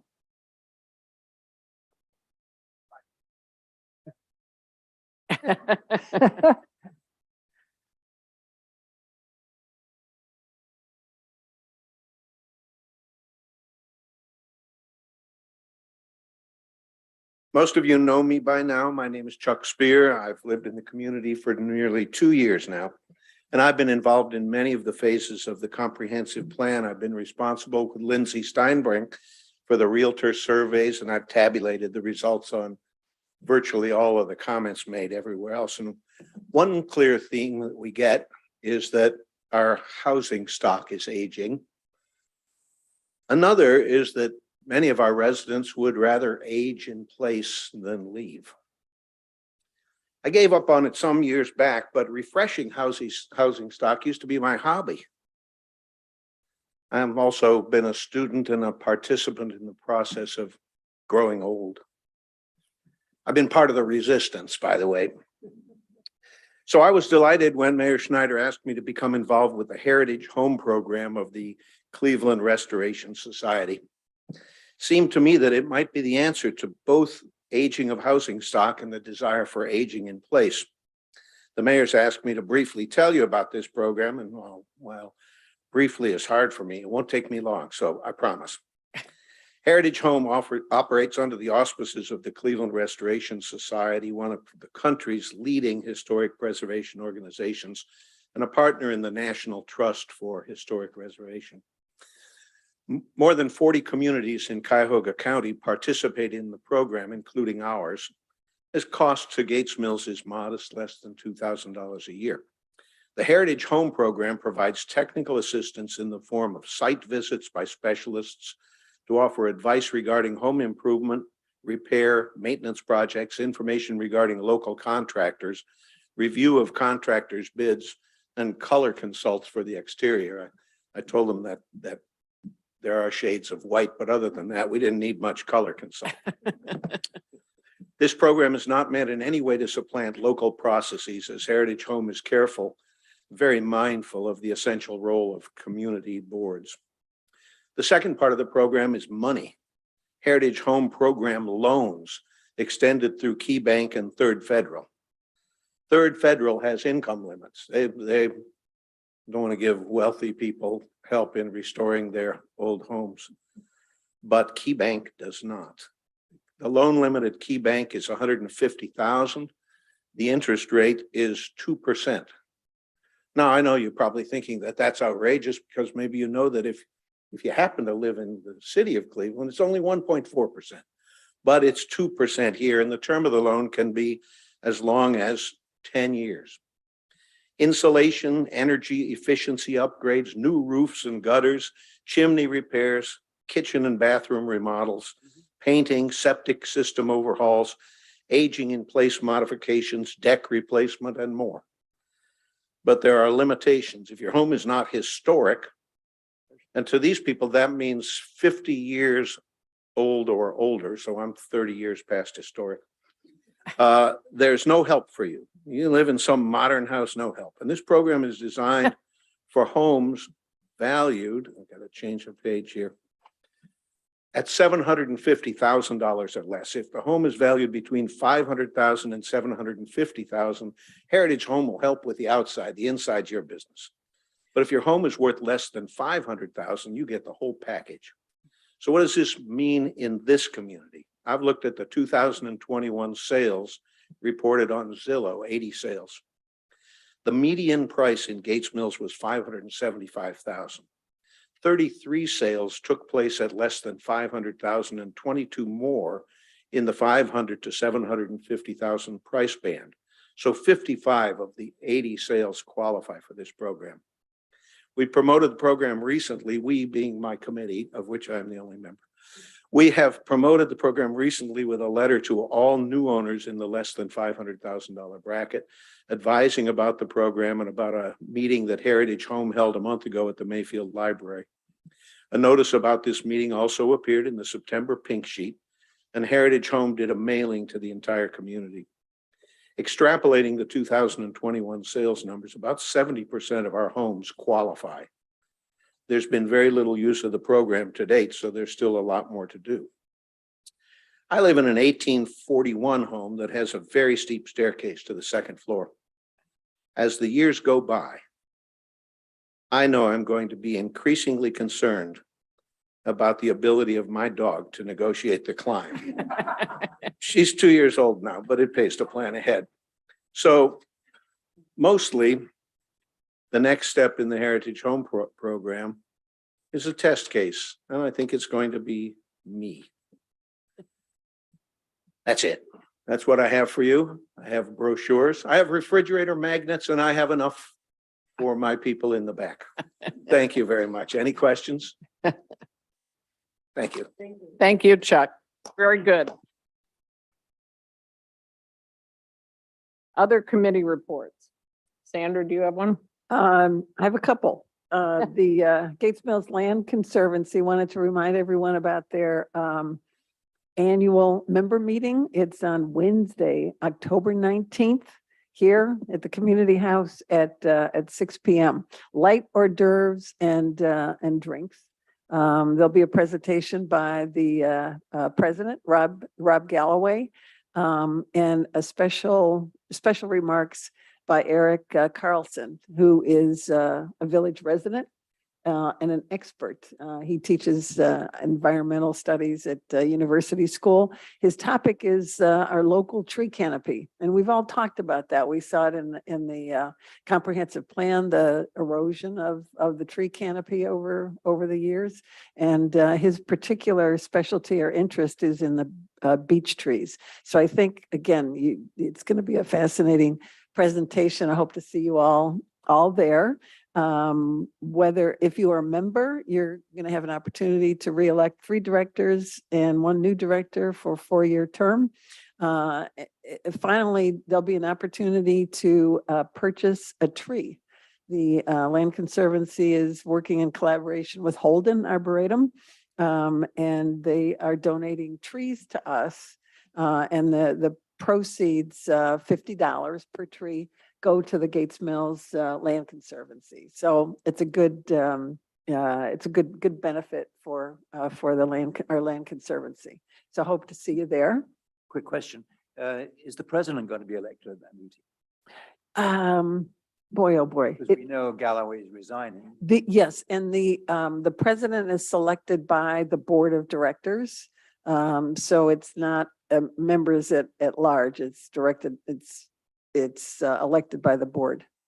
So will they tell us what the outcome is? Yes, Okay. Yeah. absolutely, absolutely. Secondly, we've been hosting a series of naturalist walks and talks at the Sherman Road Preserve. We had one on past Saturday about beekeeping and pollinators. The one coming up this Saturday, 10 to 11, is about bluebirds. So again, it's at the Sherman Road Preserve on Sherman Road, close to County Line.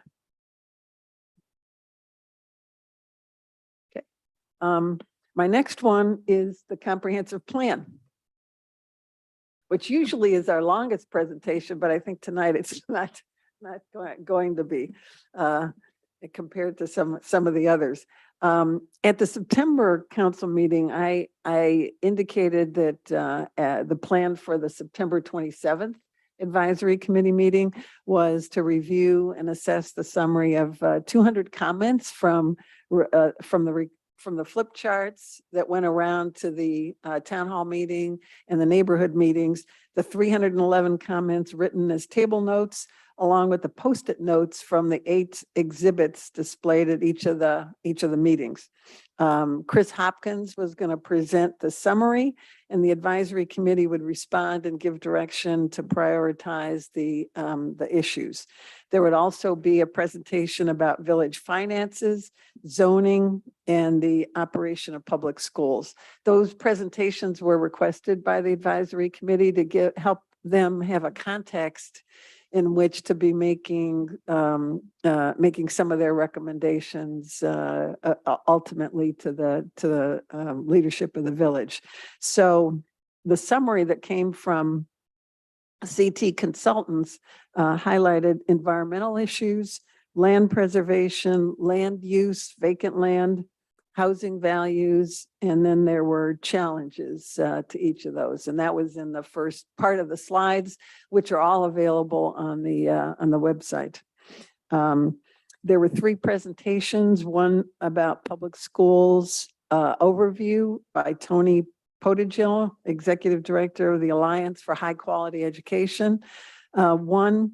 Another one, the Village of Gates Mills Financial Overview by Steve Szymborski, our treasurer, and then the Defensible Zoning Overview by Bruce Rinker, who is a land use attorney with Mansour Gavin and a commissioner for the Metro Park. So those were very well received. Unfortunately, they were very long. They were supposed to be 10 minutes and ended up being about 20 minutes each, which took us to about 7:15 in a meeting that was to last until 8:15. So the breakout discussions started later than was anticipated. The advisory committee members that were in attendance, there were 17 out of the 27. One group focused on the future of the village center and the other on housing, attracting new or keeping existing residents. Committee members were given a revised first cut 2032 vision statement to help orient their discussion. So there was, so after some questions and some directions from Chris, the 2 teams kind of settled in and began talking about those issues. They really didn't have sufficient time to complete it. We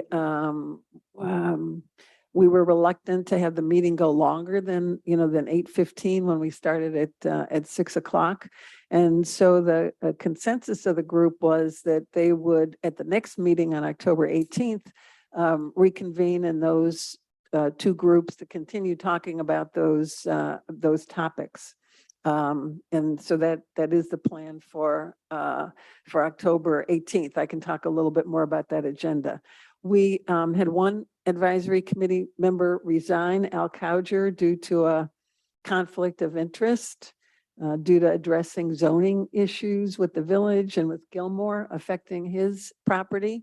We also have 3 advisory committee members who have only attended one or none of the meetings. So I've reached out to them to see about their situation and ability to participate more actively in the remaining meetings.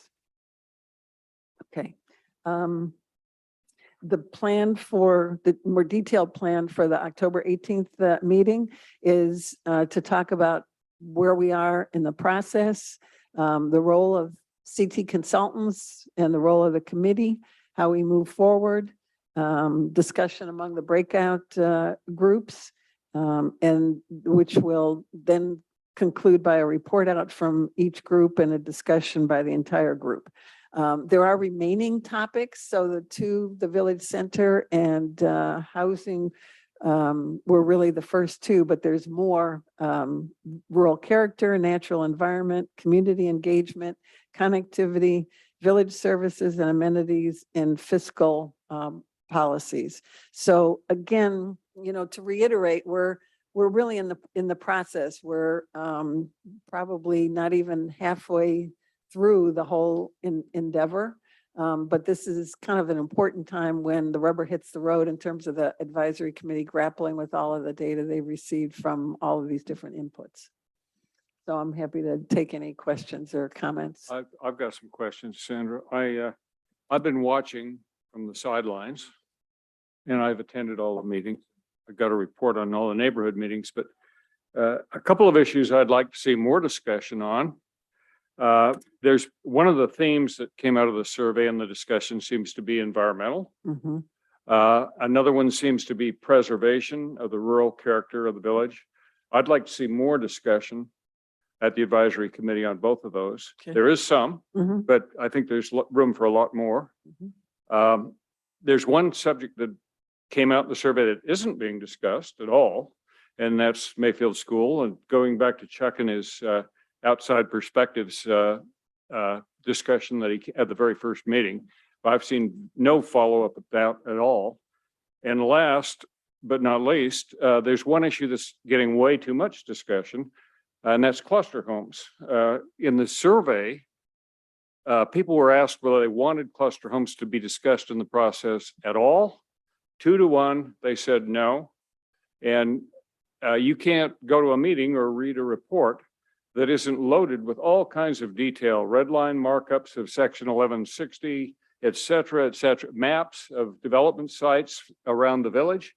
So I don't know where the pressure for cluster homes is coming from, but it seems to be going against the survey results. And I haven't seen anything in the other meetings that would change that. Okay. Well, a couple of responses. Yeah, clearly environmental and preservation of natural resources came up in a lot of context relative to the survey, and that is on the agenda for the remaining 4 meetings of the advisory committee and the work that's done in between those meetings. With regard to the what you talked about in terms of the cluster housing. Again, to be fair, when the survey asked, do you agree or disagree that additional minimum lot size options should be explored as a part of the comprehensive plan process? 28% agreed, 50% disagreed, and 23% said unsure, need more information. That's the 2 to 1 I'm talking about. So if you combine the agree and unsure needing more information, that's 51%.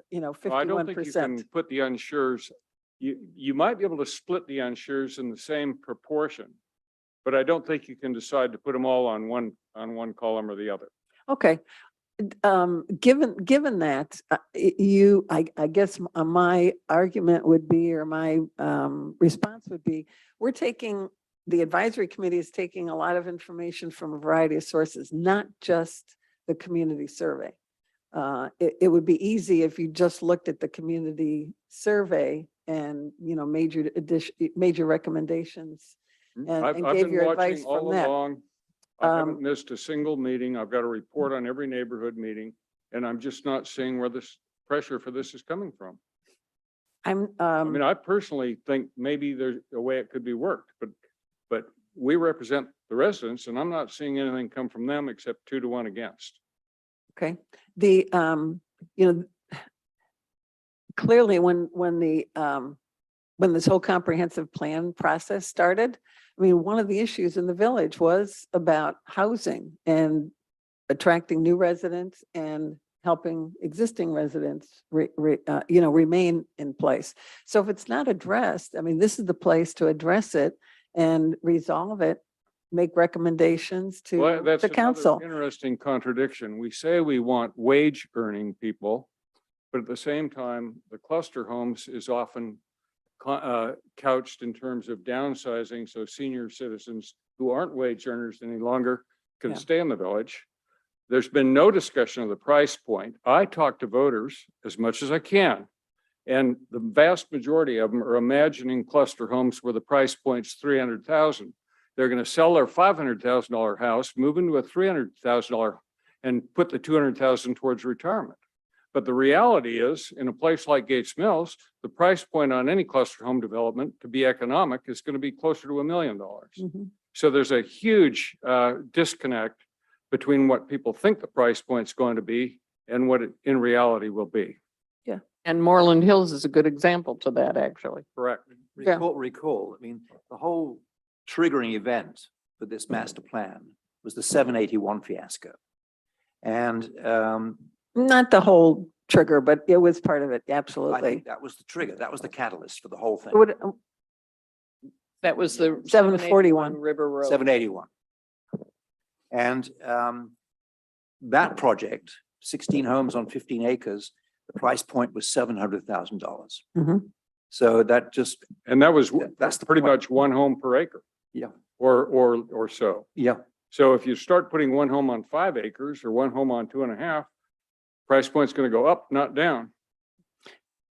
Again, Well, we're, again, I think those people will, hopefully they address all this, discuss it, and then it all gets presented to council, and then it'll be another.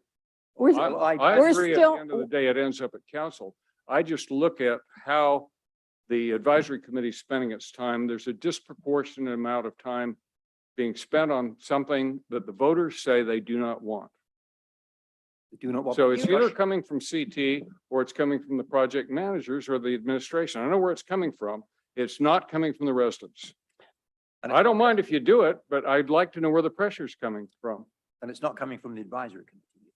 well, the advisory committee is representative of the community.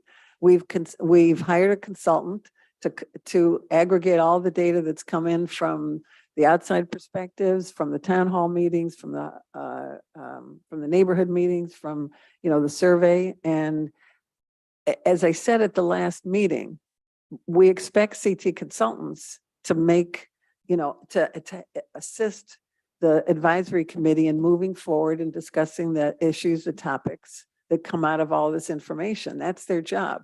It's the job of the advisory committee then to say, this fits with our, with our experience and with what we think, again, among us representing the village, needs to be recommended back to the village leadership.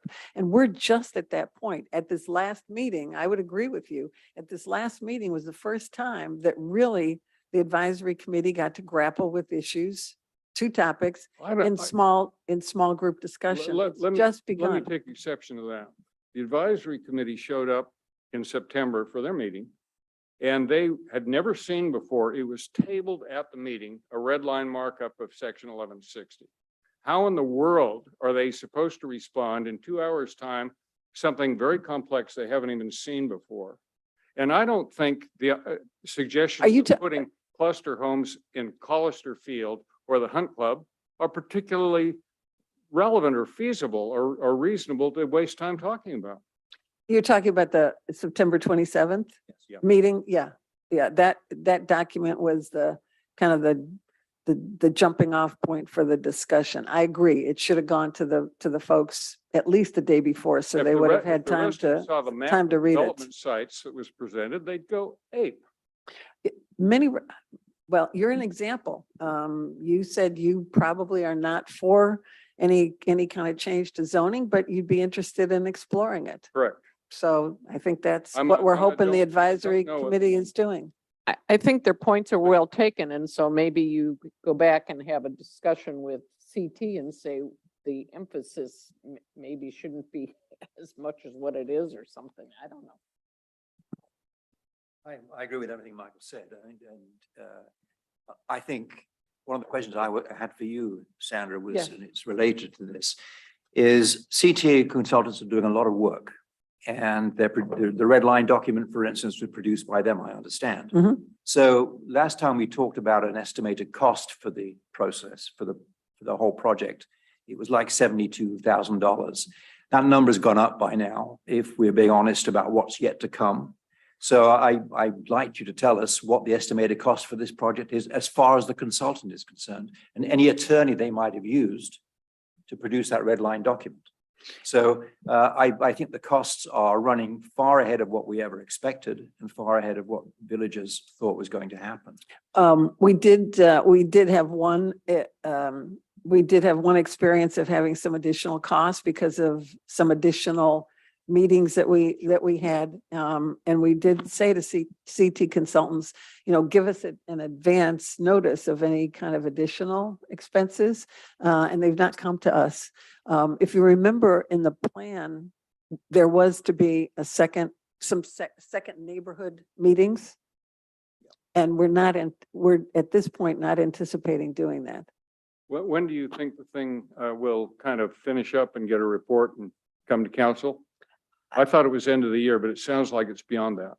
And end of the year, I think that the projection is the same as far as I'm concerned, end of the year, beginning of next year. I thought it was spring. A Whatever. little earlier, it was the end of the It'd be year. tough to get or in the 4 winter. meetings in between now and the end of the year. Exactly. Yeah. Yeah. Closer So- to the end of the year, the harder it's going to be. Right. Okay. My second question was, we've asked this before, what are the total number of individuals who answered the questionnaire and attended the town hall meetings? Are we talking about a total group of 800 people, or are we talking about a total group of 500 people? I don't know. I don't know that You answer. said you would find out. That hasn't been done. I said I'll look into I that. thought Chuck Spears was working on it. I just like to know, are we talking about the engagement of 800 people, which is significant, or not? Mhm. And by the way, I think the questionnaire is more important than the town hall meetings. Okay. Okay, thank All you. right. Can we move on then? Do you have more, Sandra? Okay. Comments, questions? Okay, let's move on to police report. Chief. Thank you, Mayor, members of council. Everybody should have received a copy of my monthly report. Be happy to take any questions you might have.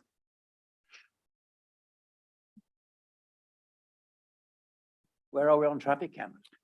Traffic cameras, we're in pretty good shape with the construction. We just had a meeting yesterday with the representatives from GATSO of I don't want to say the holdup, but I talked to Judge Coletta down in Lyndhurst Court just a couple of weeks ago, and they're still working with GATSO on their side of things with the software integration. So we're hoping to bring everything together at the same time. We're close. That's what I was told on the court's end, but I think we're, I don't want to speak out of turn. I don't know if Craig, you have anything to add on that, but Yeah, nothing really major from where we were last month. Parma is grappling with this, Garfield Heights is grappling with this in light of the Supreme Court ruling. And so there's behind the scenes software development work that's going on right now between the court software provider that basically is in charge of processing all the tickets and categorizing all those, and GATSO. And that development work is just taking a little So bit what's longer than your- expected. Craig, what's your current ETA or chief? For getting up and Listen, running? I think we're close to construction. Some of the issues with getting power to the westbound camera have been taken care of. And I would think in a couple of weeks, we'll get moving with CEI on that. And I think November, December timeframe is Good? still looking pretty good. You said also that we'd be getting a new GATSO agreement to look at. Correct. And I'd rather have all this stuff buttoned up before I bring all that in. So once we've got a construction date, once we've got some more detail on the background, behind the scenes software integration, I'll be bringing back the ordinance and then the contract with those amendments. Rather than doing it piecemeal, I just think it makes more sense to do it all once. Get our first ticket revenue. It'll be in January, February. So it won't be Yeah, this year. it won't be this year. When we started this thing, we were talking about May, right? No, yeah, I mean, listen, the contract was signed in January and the yeah. Supreme Court threw And a then the court entered into it. and- threw a wrench in all of this. And again, the thing to keep in mind here, it's not just us, it's Slow and Hartsfield Heights steady. and other municipalities in the state. And I also think all of the municipal courts who are impacted by this, I think all the judges want to be on the same page. And that's just my opinion on it. And so I think they're taking it slow. Thank you. Thank you. Thank you, Chief. Next is Service Department. Thank you, Mayor and members of council. You should have received a brief monthly report. I'm happy to answer any questions you may have. If not, that would conclude my report. Hey, Dave, quick question. I Mhm. noticed in the financial report that there was fair amount, well, personnel costs were trending up pretty heavily and also additional costs for the Mills building. Do you know? Okay. what We had some furnace, or I should say air conditioning furnace replacements that had to be done on the Mills building. Okay, so that was the 43. While we're trending up, and same with personnel costs and overtime. and So all. it'd be overtime storm damage or events we've So, had to yeah. have personnel in for, correct? Okay, Yep. that makes sense. And we haven't hit winter yet. We Correct. haven't hit winter yet. yeah. Yes. That's the way it goes. Welcome. Thank you. Thank you, Dave. Fire Department, Chief.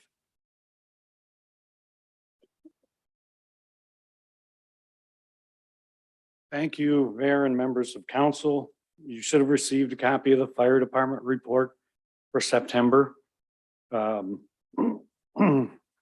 told you last month that August was a bit light and that we tend to catch up. So September was a catch-up month.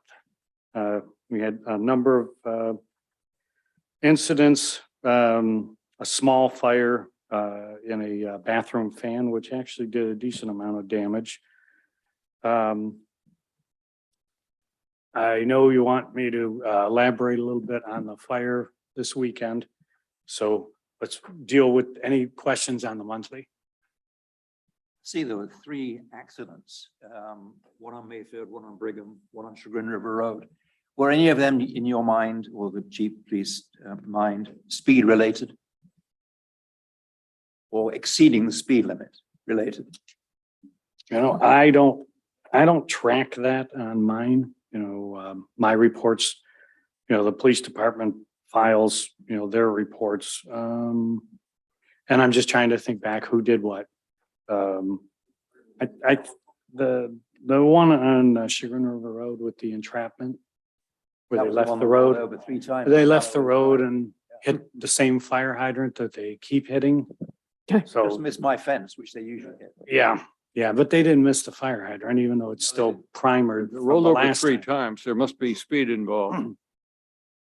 Well, it was somewhat of a high profile vehicle, HHR or something like that, and left the roadway and then, started to roll. I was going too fast, Um, probably. So either, and again, this is not the fire department, either maybe inattentive, not paying attention to staying on the road. And I think they overcorrected. They left the roadway and then overcorrected and then rolled. She ticketed? Yeah, that was when we briefly discussed, that was one on a Sunday, and I think it was around 10 o'clock in the morning, 11 o'clock in the morning, and a 73-year-old woman. And, there was no skid. So when there's no skid, you can't take approximate speed. You have to have, there's no braking action. So she could have been distracted she just said she lost control going around the turn. So that's all the information that we really had. She did roll 3 times and, she was cited accordingly. So I would imagine speed did come into play, but, but once again, there was no skid marks, so, we couldn't do any, braking analysis or anything like that. So as far as the other ones, I don't know those off the top of my head. I could certainly look into those and get those to you if you want me to. Thank you. Yeah. Thank you. All right, if there are no other questions on the monthly report, I'll give you some information on the fire that occurred. This was Friday morning. The fire is what's considered a major loss fire. Damages will be probably $750,000. The call came in at 8:58 in the morning up on Saddleback. The fire was reported by the neighbor who had been looking out his window at the house that ultimately was on fire. Noticed some smoke coming out of the chimney and thought it was just, maybe they had a fire going in the fireplace. Later on, looked again and there was more smoke coming out of the chimney. Now, for us, that indicates to me, because the family was not home and they didn't have the fireplace going, that the fire had actually created enough smoke that it banked down and was then exiting from the fireplace. So you've got a pretty well-established fire at that point. And again, some of this, I'm still waiting for some the statements to come back from the fire investigation unit. So I won't go into great detail other than the fact that the house was fully involved in flame before we got the call. So they didn't have an alarm system, a monitored alarm system, which you've all heard me talk about the importance of a monitored alarm system. They lost their home, they lost all their belongings, and they lost all their family pets, 3 dogs and 2 cats. And from the fire department perspective, the operations of the fire department, maybe it's hard to say this because it's such a loss. And we do, feel for that. But as far as our operations, they were wonderful. The tactics that were used, the equipment, the manpower, our department, this was on a weekday, during the day, which was for us a good thing because the service department members that are also on the fire department were there and ready to go, which meant that from the time they received the call to the time they got all the way up onto Saddleback, which is not right down the street. And please bear in mind, fire trucks look like they go really fast because they're really big and red and they're really noisy. But when you're trying to accelerate and go up hills and around corners, they don't go that fast. They just look it. They made it there in, 9 minutes and 19 seconds from the time their pagers went off. And again, we're not a staffed fire department. That means those firefighters were not in the fire station. They were out working. We had someone responding, got off his tractor and the police picked him up and brought him to the fire. We have unusual situations down here.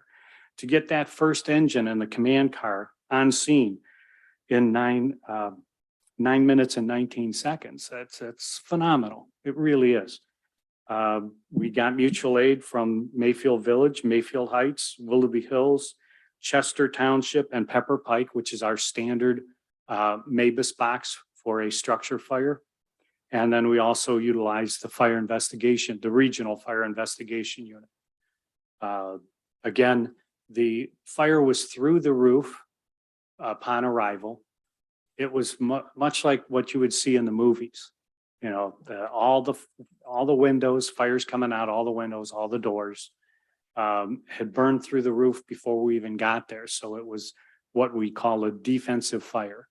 We're not sending firefighters in there because there's no one to save. We got the report very early on that there were no residents in the home, but we did know that there were, pets in the home.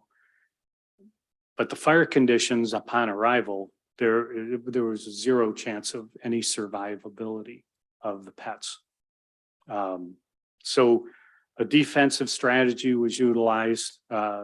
Dave Biggert, who's also on the fire department, one of the lieutenants, was the incident commander for the fire and did a great job. All the members of the department did a great job. It was a daytime call, which you would not expect. So many people from our fire department that work other jobs left their jobs and came to that fire during the day, during the week. I mean, that's the kind of people that we have on our fire department. We got a lot of compliments from the surrounding fire departments about the operations, about the command structure. You know, things that, you know, we've been working on since I've been here for the last 26 years. Equipment that we purchased, that new engine 2 years ago, worth its weight in gold. Only thing that could have made it up the driveway, and some of you may remember when we had you over for the push-in ceremony, has the big deck gun that comes up and can shoot a tremendous amount of water. That got used.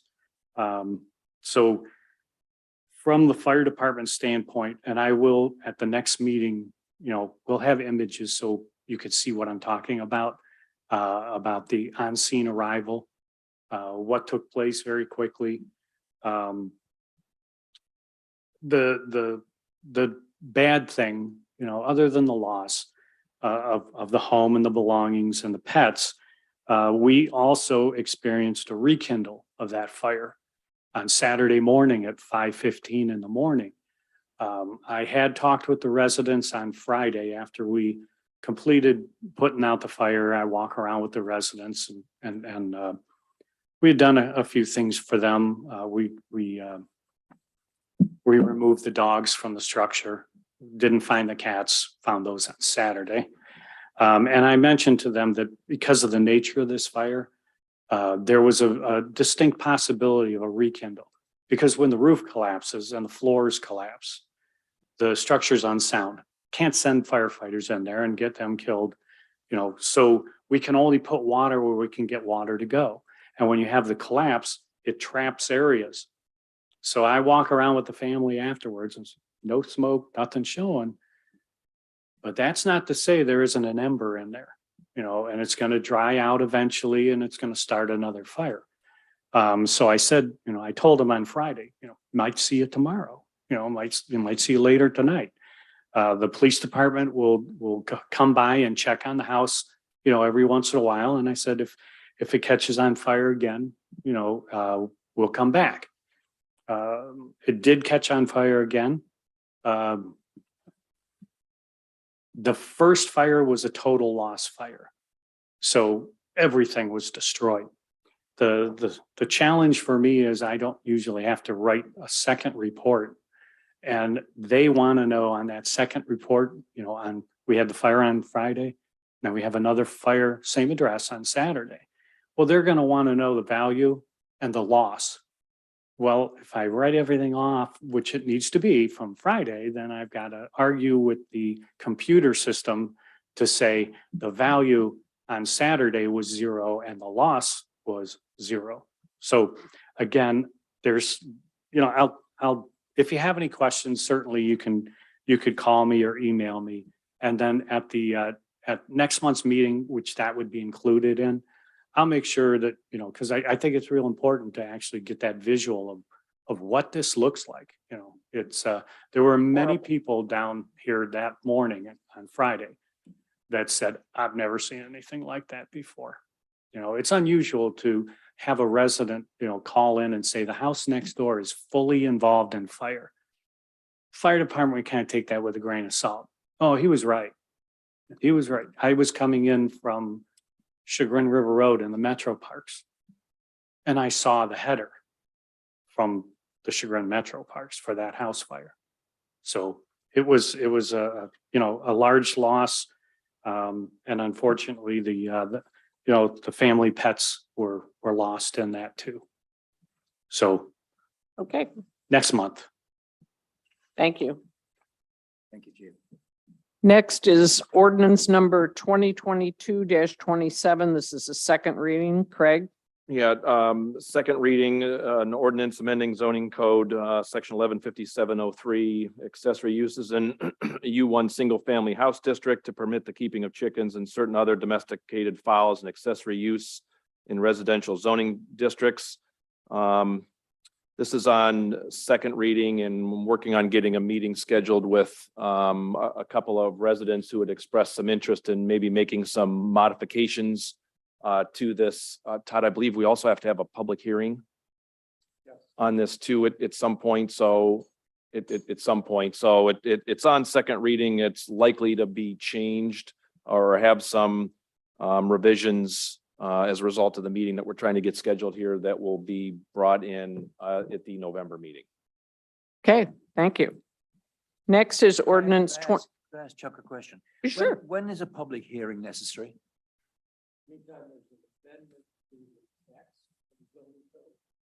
Of existing code? Okay, okay, thank you. If we amend the ordinance, as Craig suggested, do we have to start the 3 reading cycle over again? Purpose of the 3 readings is to do just what you. Okay, thank you. Okay, next is ordinance 2022-28. Second reading, Craig. Yes, so this is an ordinance amending section 1163.11 for fences. And basically what this is doing is regarding a chain link fencing in a side yard or a rear yard that is visible within 50 feet of a public street. And so this is on second reading. Originally, I believe this was 150 feet. It's now been reduced to 50 feet because of some feedback and some homes that are on Dorchester, for example, that back up to Gilmore, that some of those homes have chain link fences. And if we were to do this as originally proposed, effectively all those people would then have to put screening in on their property. So we also need a public hearing for this. So this we'll have a public hearing for this at the November Planning and Zoning meeting. And then there will be another public hearing at the council meeting in December. Could be in November if you wish to have it, but you need, the council is a 30-day lead time. For the council public hearing, there's no time limit before the planning and zoning committee. Okay. So if you want to do the public hearing in November at council, you can do that. If this council decides you want the public hearing, it should be a motion to that effect. So then we can do planning and zoning the week prior public hearing and we don't have to wait 30 days to do the council. We can do that the next week. But you should announce it tonight. Are we obliged to notify people that we think are out of compliance with the proposed ordinance? So they know to come to the hearing if they wish to object? They'll be grandfathered. Well, not from the screening though, apparently. Oh, they're grandfathered from the screening. All right, well then, Okay. Just All right. forward looking. So is it Going forward. required that they be grandfathered? I mean, would it make sense that within 10 years or something, I mean, fences only last for so long that they, Yeah, I you don't, know, or if they replace it, that be replaced compliant? Right amount to appreciate the value of those fences that are there. I don't know what the number of years it is, but certainly it's been done with signage. And various, I don't know why it couldn't be done with fences. could we actually set a date and say, you're grandfathered if you already have it, but you have to correct it by some particular date? And it could be a long date, but. It you could be a know, long date, but just so at I like- some point like they Lori's go, idea a they lot. go away. It almost looked like some people had put them up because they knew this was coming. I'm not sure. I can't tell you how many of those I've taken out in the village. Right, Dave? No, we can work on an amendment for that and also run it by Planning and Zoning Commission next month. Or at least do the screening part, Well, yeah, right? right. The thought. Because I thought the screening, it sounded from what Craig said, like they still had No, to do the screening, but you clarified that. And you're right, we could put the screening in. okay, so then the November planning and zoning, so then we're not gonna be able to, are we gonna be able to make those changes and still have a public hearing? Yes. Okay, all right, so then I'll make a motion that we need a public hearing at the November council meeting for this chain link fence ordinance. We need a second. So moved. Atton, Yes. Deacon, Yes. Press, Yes. Steinbrink, Yes. Turner. Yes. You, Okay, thank you. to Michael's point, though, I don't know how you would notify people that already have. Could you This- put something in the pink sheet? Yeah, I wonder if you could put something. Or we could send Dave around to find out where the offenders are and call them up or something like that. Well, It's coming. that might be, yeah, I just think somebody ought to have a chance to right, object. right. I agree. Maybe it's a pink sheet. I don't know. Pink sheet. We have to give 30 days notice. So Coming that's up the quickly. motion tonight to have a public hearing in November. Is that 30 days? I didn't count today. No, but I'm not giving us 5 days to do this.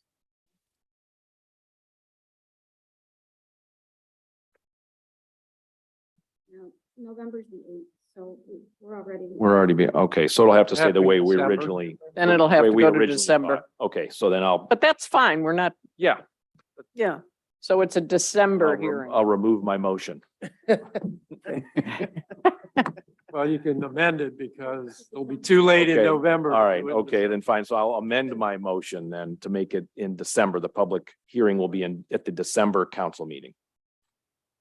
Second, Second. Atton, Yes. Deacon, Yes. Press, Yes. Steinbrink, Yes. Turner. Yes. Thank you. Next is ordinance 2022-30. Sandra? 29. No. 29. 29. Oh.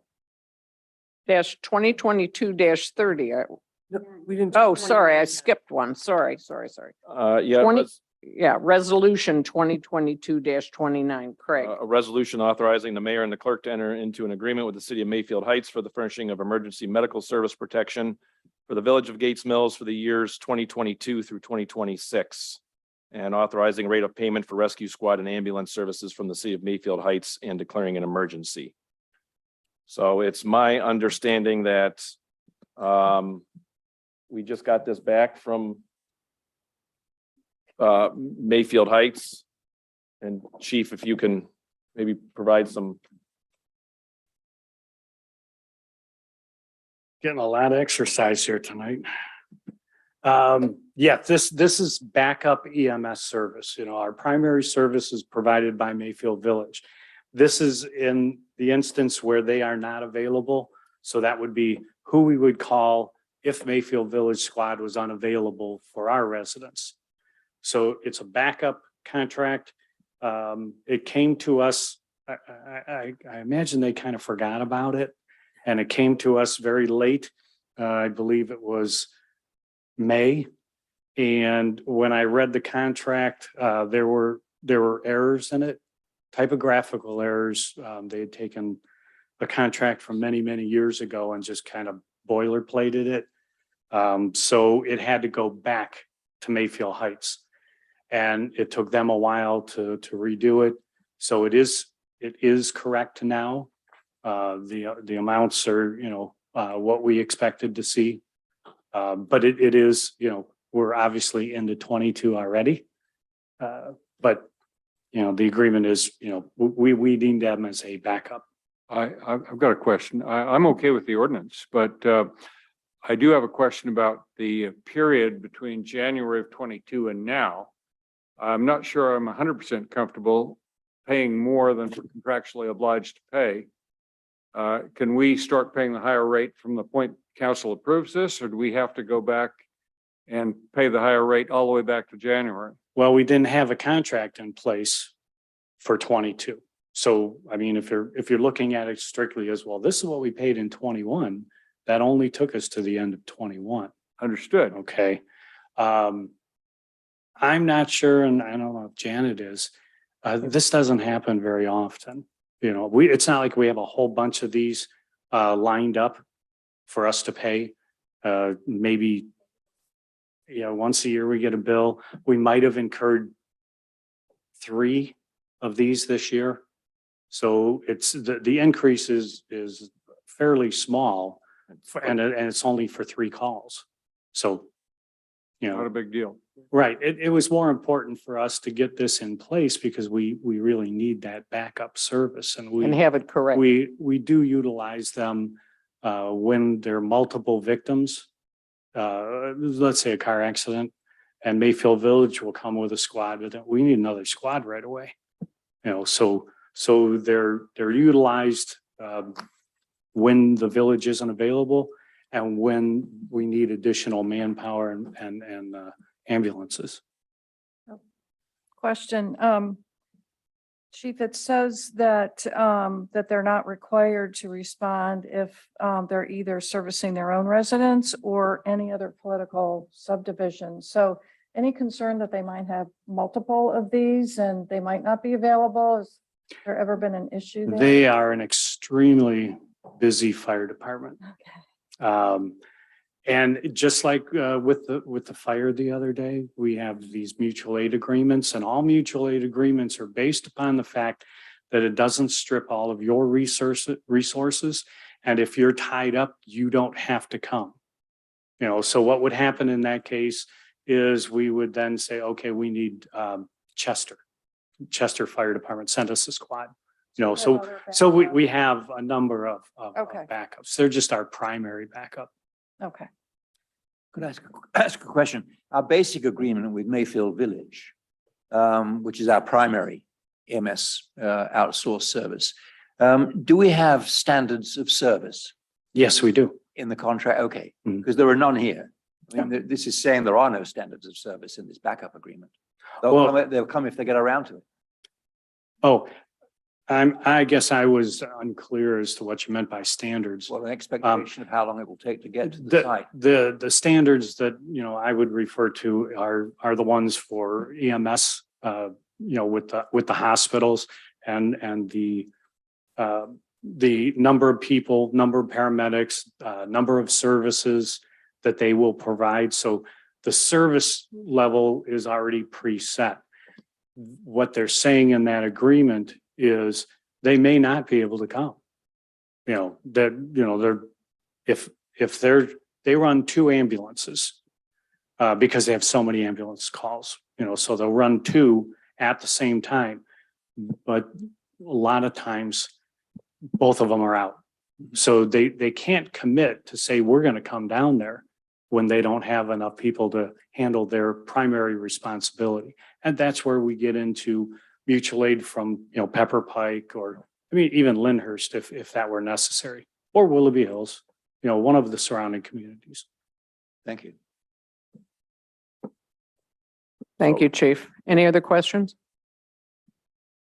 So the first motion has to be to suspend. Yes.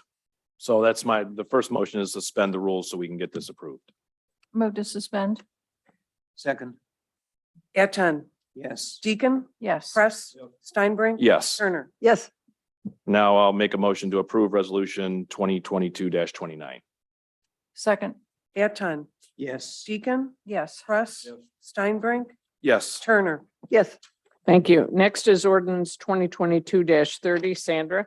An ordinance to amend the annual appropriations ordinance number 2021-50 to increase certain appropriations and other expenditures of the Village of Gates Mills, Ohio for the fiscal year ending December 31st, 2022.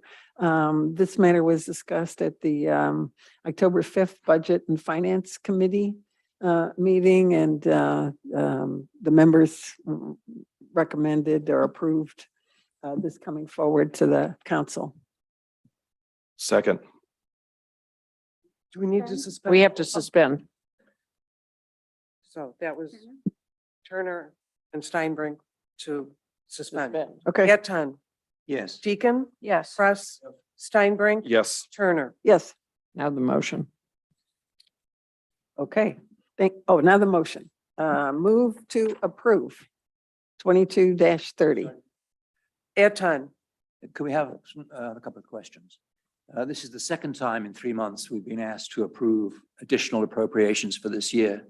What I've lost track of, we approve a budget at the beginning of the year, and then I never know whether this is an addition to the budget or not.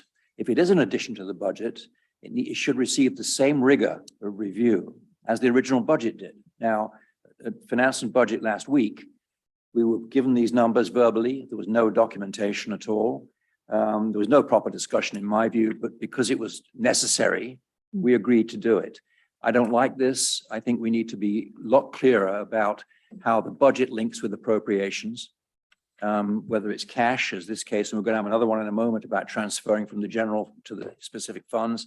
I think the Finance and Budget Committee doesn't get time to review these things, and we need to understand them if the council is relying on our advice. So just a Okay. comment. Your meeting was the day after I finished the financial statement, so that's why I didn't. have- I don't care. I mean, I don't care. I don't care. But It's just not a good process. But when we increase the capital and road programs. I understand that, but that was only mid-year, part of, that was only part of it. But we've got to move money from one checking account to another because we can't live out of one checking account. We only have one checking account. No, No. One checking account. well, funds. See, that's what I'm talking about. This is cash going- versus accounting entries. Right, it's accounting entries though, right, Jan? It's just going from one fund to the No, next this is- fund. There's no Yes. budget impact. This isn't. This is In the some sense cash is of we're involved, not right? spending additional money. We're just moving. This increases the appropriation so that we can spend up to these amounts in these line items of our budget. Or are they additional to the budget? We only have, That's why it's an amendment. okay, so we only have one budget. We approved the budget in January. We need to understand if the budget is being increased, and if so, why? And I explained at the finance committee meeting why I needed to increase these specific. We items. understood why you needed it. I'm just saying it should have been done earlier. Well, I couldn't have known that until September ended. Well, fine. September would have And been you had fine. October 5th. That Yeah. was what the stipend. Okay, well, we have to think about the process. I just don't like the process. It lacks integrity. I'm not. Well, it's your process, you know. Okay. But Janet, isn't this? We did say at, I believe we did say when we passed this ordinance, when we passed the budget, that it was very conservative and that we would come back to add, to add money and to distribute the money. We were being very conservative. And that's kind of one of the downsides that we keep coming back to the Budget and Finance Committee and. Steve wanted us to come back if it was necessary. That's one of the reasons he did make it conservative. Yeah. And you approved appropriations at exactly the budget amounts. Never in my 27 years doing this have I done that. Appropriations are always higher than the budget. And it creates having to come back multiple times like you're seeing. I have no problem with coming back. I'm I just, explaining the process. I understood. But the Finance and Budget Committee should understand why this is necessary. Then why didn't you ask that on Wednesday? Because we had no information. Well, I could have had that Wednesday, David, Well, you could have had, it would have been nice to have had them the day before, but I didn't have them the day. Okay, I'm Okay. just saying the process is So lacking. we have room for improvement is what it says to What me. David's saying, Janet, is otherwise the Finance and Budget Committees and all they are is rubber stamping and they don't know what they're doing. And that's not acceptable. But I know what I'm doing. And have a little faith and respect in the people that are hired to do these jobs. We do. We do. We just want a process that I don't works. know that any of us feel that. Well, you should, Okay, I think, because we yeah, do. we should probably take this up with Steve. right. Yeah, let's Yeah, take 'cause it up with I Steve. But there's room for improvement and maybe we can make a better timeline is what it says to me. And I feel like he has in his reports told us maybe it's not the exact words and maybe that's kind of the disconnect, that we needed additional funds for the street improvements, et cetera, and the Right. capital. I mean, we've Yeah. talked about it and maybe it's just a tick in. We have the time. answers, but we need to do the process a little bit better. Yeah. I agree with that. So that might. And your point, David, is this that we've been conservative and we're taking money that's been budgeted? Or is this new money because Yes, there's been higher expenses? I understand that. Yeah. Exactly. Okay, so we have, let's see, we have a motion and a second. We suspended already. So moved. Suspended already. Move. Right. So the roll call now. Anton, Yes. Deacon, Yes. Press. Yes. Steinberg. Yes. Turner. Yes. Okay, next is resolution number 2022-31. Sandra. A resolution authorizing and directing the transfer of certain sums to the from the general fund to the capital Improvement Fund, and this specifically has to do with roads. Correct. 300,000 that was already approved, plus the additional 342 of the resolution. So this needs to be an emergency? Okay, So we need to suspend. suspend the rules? I move to suspend the rules? Second. Anton, Yes. Deacon, Yes. Press, Yes. Steinbrink. Yes. Turner. Yes. Move to approve 22-31? Yes. Second? Anton, Question. This is not a cash transaction. This is just an accounting entry, right? It's a I- formality. I'm just moving cash, I'm moving money from one fund. You're not moving any money. Okay, I'm moving numbers. Numbers, exactly. It's an accounting entry. It's an accounting entry. So my question to Todd is this something we have to do statutorily? Yes. It is, okay. So this is not real money. This is just pieces of paper flying around, which is fine, by me. That's okay. Anton, Yes. Deacon, Yes. Press. Yes. Steinbrink. Yes. Turner. Yes. Okay, next is Resolution 2022-32. This is a resolution exercised in the first option year to an existing contract with Rumpke of Ohio, Inc. for solid waste collection, disposal, and recycling services. So the contract was done in 2020, which was the first year, second year 2021, third year 2022.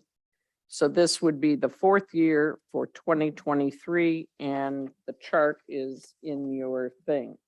Now, this says to me that we should probably go out for bids again, not now, at the end of next year, 2023, correct? Or, Still have one option year left after next year. okay, do we? So we'll go out in 2024. Okay, that's the timeline. And we need a motion So moved. To suspend. to suspend, sorry. So moved. Second.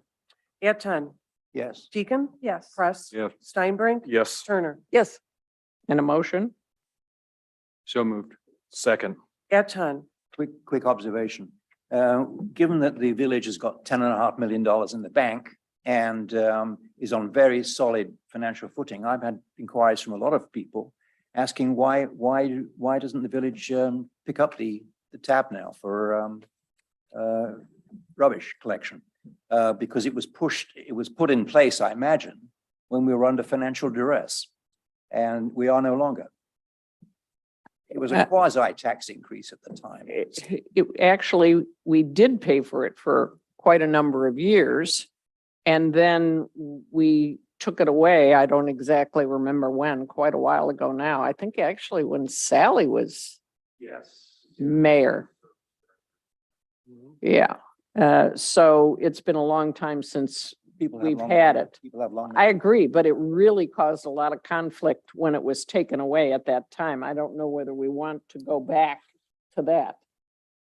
I don't know. I was Probably- involved in it back Yeah, 25 years ago. yeah, it was a real problem. We'll see what. So I don't know that we'd want to go down that road, but it's something to think about. Sure. Yeah, it's good comment. I've heard it a lot too. Maybe Wasn't that should mine. be a question for the It's also comprehensive. security. plan. Yeah, I've heard it too. Well, I think we should at a minimum wait till we see the long-range financial plan. Mhm. Because as I signaled earlier, I don't know the exact numbers, but I'm pretty confident that we're going to come up with a structural deficit. So you would want to know that before you took a decision. Right, about what to do. exactly, right. Doing it in the first place. Exactly. Okay. Beth, did we have a second? we Okay. Anton. Yes. Deacon, Yes. Press. Yes. Steinbrink. Yes. Turner. Yes. okay, thank you. Next is Resolution 2022-33, Sandra. This is a first reading of a resolution authorizing the mayor to enter into a community cost share agreement with Chagrin River Watershed Partners for stormwater monitoring, watershed planning, and flood response. First reading. There's a second? Oh, we don't need a second. We don't need to Just first read. reading. We're not doing anything. Okay, next on the agenda is council matters discussing regarding video recording of all meetings. Thoughts? Well, I brought the issue, we talked about it at the last council meeting briefly. If our objective is transparency, if we really do believe that villages should have as many opportunities as possible to see what's going on in terms of government, it seems to me, because we video council meetings, why wouldn't we also video committee meetings? It's the same issue. People want to see the workings of government, and the committees are part of that. So I believe that the committees should actually videotape their meetings. We had a school liaison committee, which was videoed. 78 views when I left home tonight. That's a lot of people that wouldn't usually even imagine coming to a liaison committee meeting. So I think it's very powerful, both for transparency and potentially engagement. And in the election last year, that was one of the things I was trying to argue we should reinforce. And so this is my suggestion that we should whether we force committees to do it or whether we say they should or could or whatever, I don't know. I just want it to happen, particularly on like finance and budget. I think that's very important.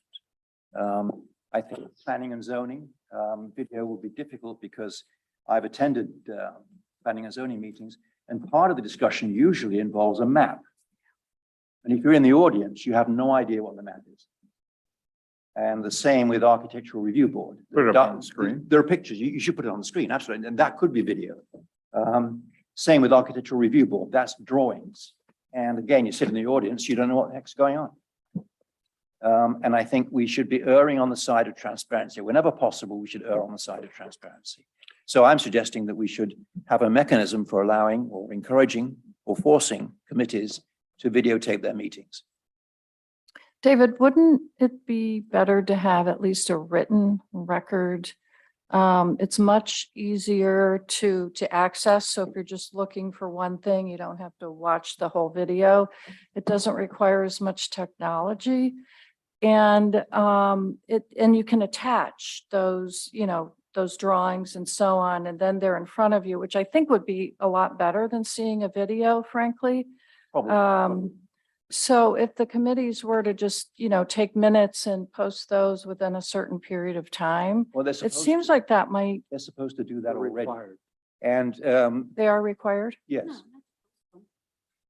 No, have them available. Right, but So what if we Take 'em. posted them so that they're really easy to click on, and then you're looking at it on your computer screen, and I can sort of scroll through and say, well, I'm really understand. only interested in, this down here, so I don't have to watch the whole video or. say the same about council.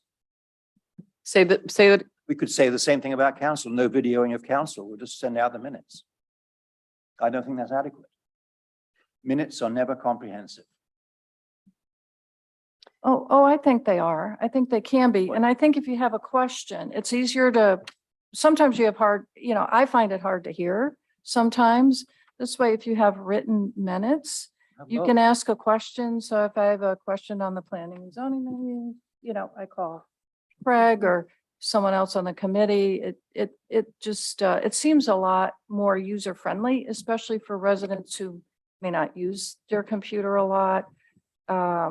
May have trouble videoing, may not have enough Wi-Fi. Maybe. I tell you, we're all volunteers. I think we may lose volunteers for different things if we start going to that. Plus, it's going to be, Why would that happen? I just, Well, I don't know. I guess, let me just give a couple of statistics, facts here. Currently, we've got 26 village committees Yes. and 4 subcommittees. The tally of volunteers who participate in those committees is over 100. And these are residents. These are not people sitting around the table here. Some of us are on some of those committees, but we're talking about over 100 residents. To me, you've talked about transparency, that you're all for transparency. And that has to do with people being honest and forthcoming in their discussion. So whether it's by minutes or by video, that's what That's what transparency is. And to Lori's point, I don't think you get better transparency by video than you would through, a summary of what the discussion is. There's over 100 villagers involved, and I guarantee that I nor anybody around this table knows all of them. So if I'm looking at them in a video and I want to know exactly what somebody said, that's not going to help me because I'm probably not even going to know who that is. And if they're in a circle, I'm going to see the back of somebody's head. If they're not meeting in this room or in Village Hall, there's really no way to video it. I realize that not all of these committees meet all the time, but I'm I guess concerned about the underlying assumption that our residents are not going to be honest and straightforward, and we need to catch them on tape. The other thing no. that Why do you I'd say like that? Why do you say that. I just want people to know how the government works. Right, but do you want your video as a volunteer out, out there? And there are some people who from, a privacy standpoint, I think would be concerned about their image being out there. And I just think I think a good first start would be to make sure that all the committees really are taking minutes, indicating who the chairman is, email address, whatever. And I think that satisfies the transparency, and also just from a technological standpoint, it's much easier. I have trouble hearing, I have to say, on some of the, the video thing. The other thing, let's talk about who's watching. If we take the council meeting of July 12th through today, there were 39 unique viewers. And during that meeting, there were 7 people who were on at the peak viewing time. The average viewing duration was 15 minutes. The council meeting on 8/9, so taking all of the hits through today, there were 63 unique users. Same 7 were on during the peak broadcast. Average was 30 minutes. So that was a more interesting council meeting. The 9/13 council meeting through today, there were 60. 9 were on during the viewing time, and about 17 minutes they stayed on. The advisory committee meeting on 7/19, so the first one, had the biggest attendance, 138. During the actual viewing time, there were 20, and they stayed for about 21 minutes. The last council meeting, advisory committee meeting on the 27th, there were 68. There were 6 during the advisory committee meeting, and they stayed on for 9 minutes. That's during the meeting. During the What meeting. about the people who look at it on demand? Well, that's what that's the first number I mentioned. So the on demand for the last advisory committee meeting was 68. Now, if you just look at the whole thing is an average of 9. So between the two, it's an average of 9 minutes. So I'm not convinced that this is, that there's a problem in need of this solution. I'm not saying this is a problem. I'm just saying there's a way to improve. Wow. Okay. You disagree. So should each committee be allowed to make its own decision? We can use this room. We're going to have to look at this when we go into budget and whatnot, because it's going to involve spending money. Because our Imagine fire for free. chief and Mike are not here all the time. We're but the going to have to reality get is that somebody that does reality- technology. Right, the reality is it's not free. I don't have the faintest idea how to use any of this equipment. I know Chief does, and so now for Right, every meeting that's happening, it's going to have to be here. So we've got scheduling conflicts. A village employee is going to have to be here to set up recording. If there's an issue, someone's trying to ask a question during it, they have to sit here the whole time. So I kind of look at ourselves as a small community. I looked at Hunting Valley, I looked at Moreland Hills, and none of these other communities are doing this. And David, I wonder if there's maybe accessibility and transparency are being intermixed here. And I don't view it maybe as much as transparency as maybe your point is accessibility. And so if I look at someone we're now 3 hours into a council meeting, if I go onto YouTube and say, well, geez, I have no idea where on earth this conversation was happening. I'm now on YouTube scrolling, and frankly, all the advisory committee meetings that have been posted on YouTube, I found myself going into the minutes and the other information, because when you look at an hour and a half or a 2 hour meeting, frankly, unless you've got that block of time dedicated that you can sit down and spend, I found myself going through minutes to at least find some information on what's going on. So Understood. I think the written word is just easier to skim through Certainly and find easier. things. Yeah. And if we less just make comprehensive. sure that those committees that are required to are actually doing it, I'm not sure what the awareness. I'm not sure we wouldn't get more bang from our buck by improving our website Mhm. and making it easier for people to exactly true. find things and whatnot. Yeah, Mhm. that would help. That's a good point. Well, thank you. Well, yeah, and we, I you know. know, we can encourage people to be involved. I mean, the best way to be engaged is to volunteer and be on these committees. So I think we do a wonderful job of having people participate. And if we're getting calls from folks who are interested, let's get them on, let's get them on committees. Right. That's why we're getting some of these names and whatnot they want to be. So I think Fair enough. I think there's room for improvement. We just have to, and some of that'll come with budget and whatnot. Thank you for the comment. Okay, can we move on then? I hope there's no business from the audience, but if there is, Chuck. Go away. Go away.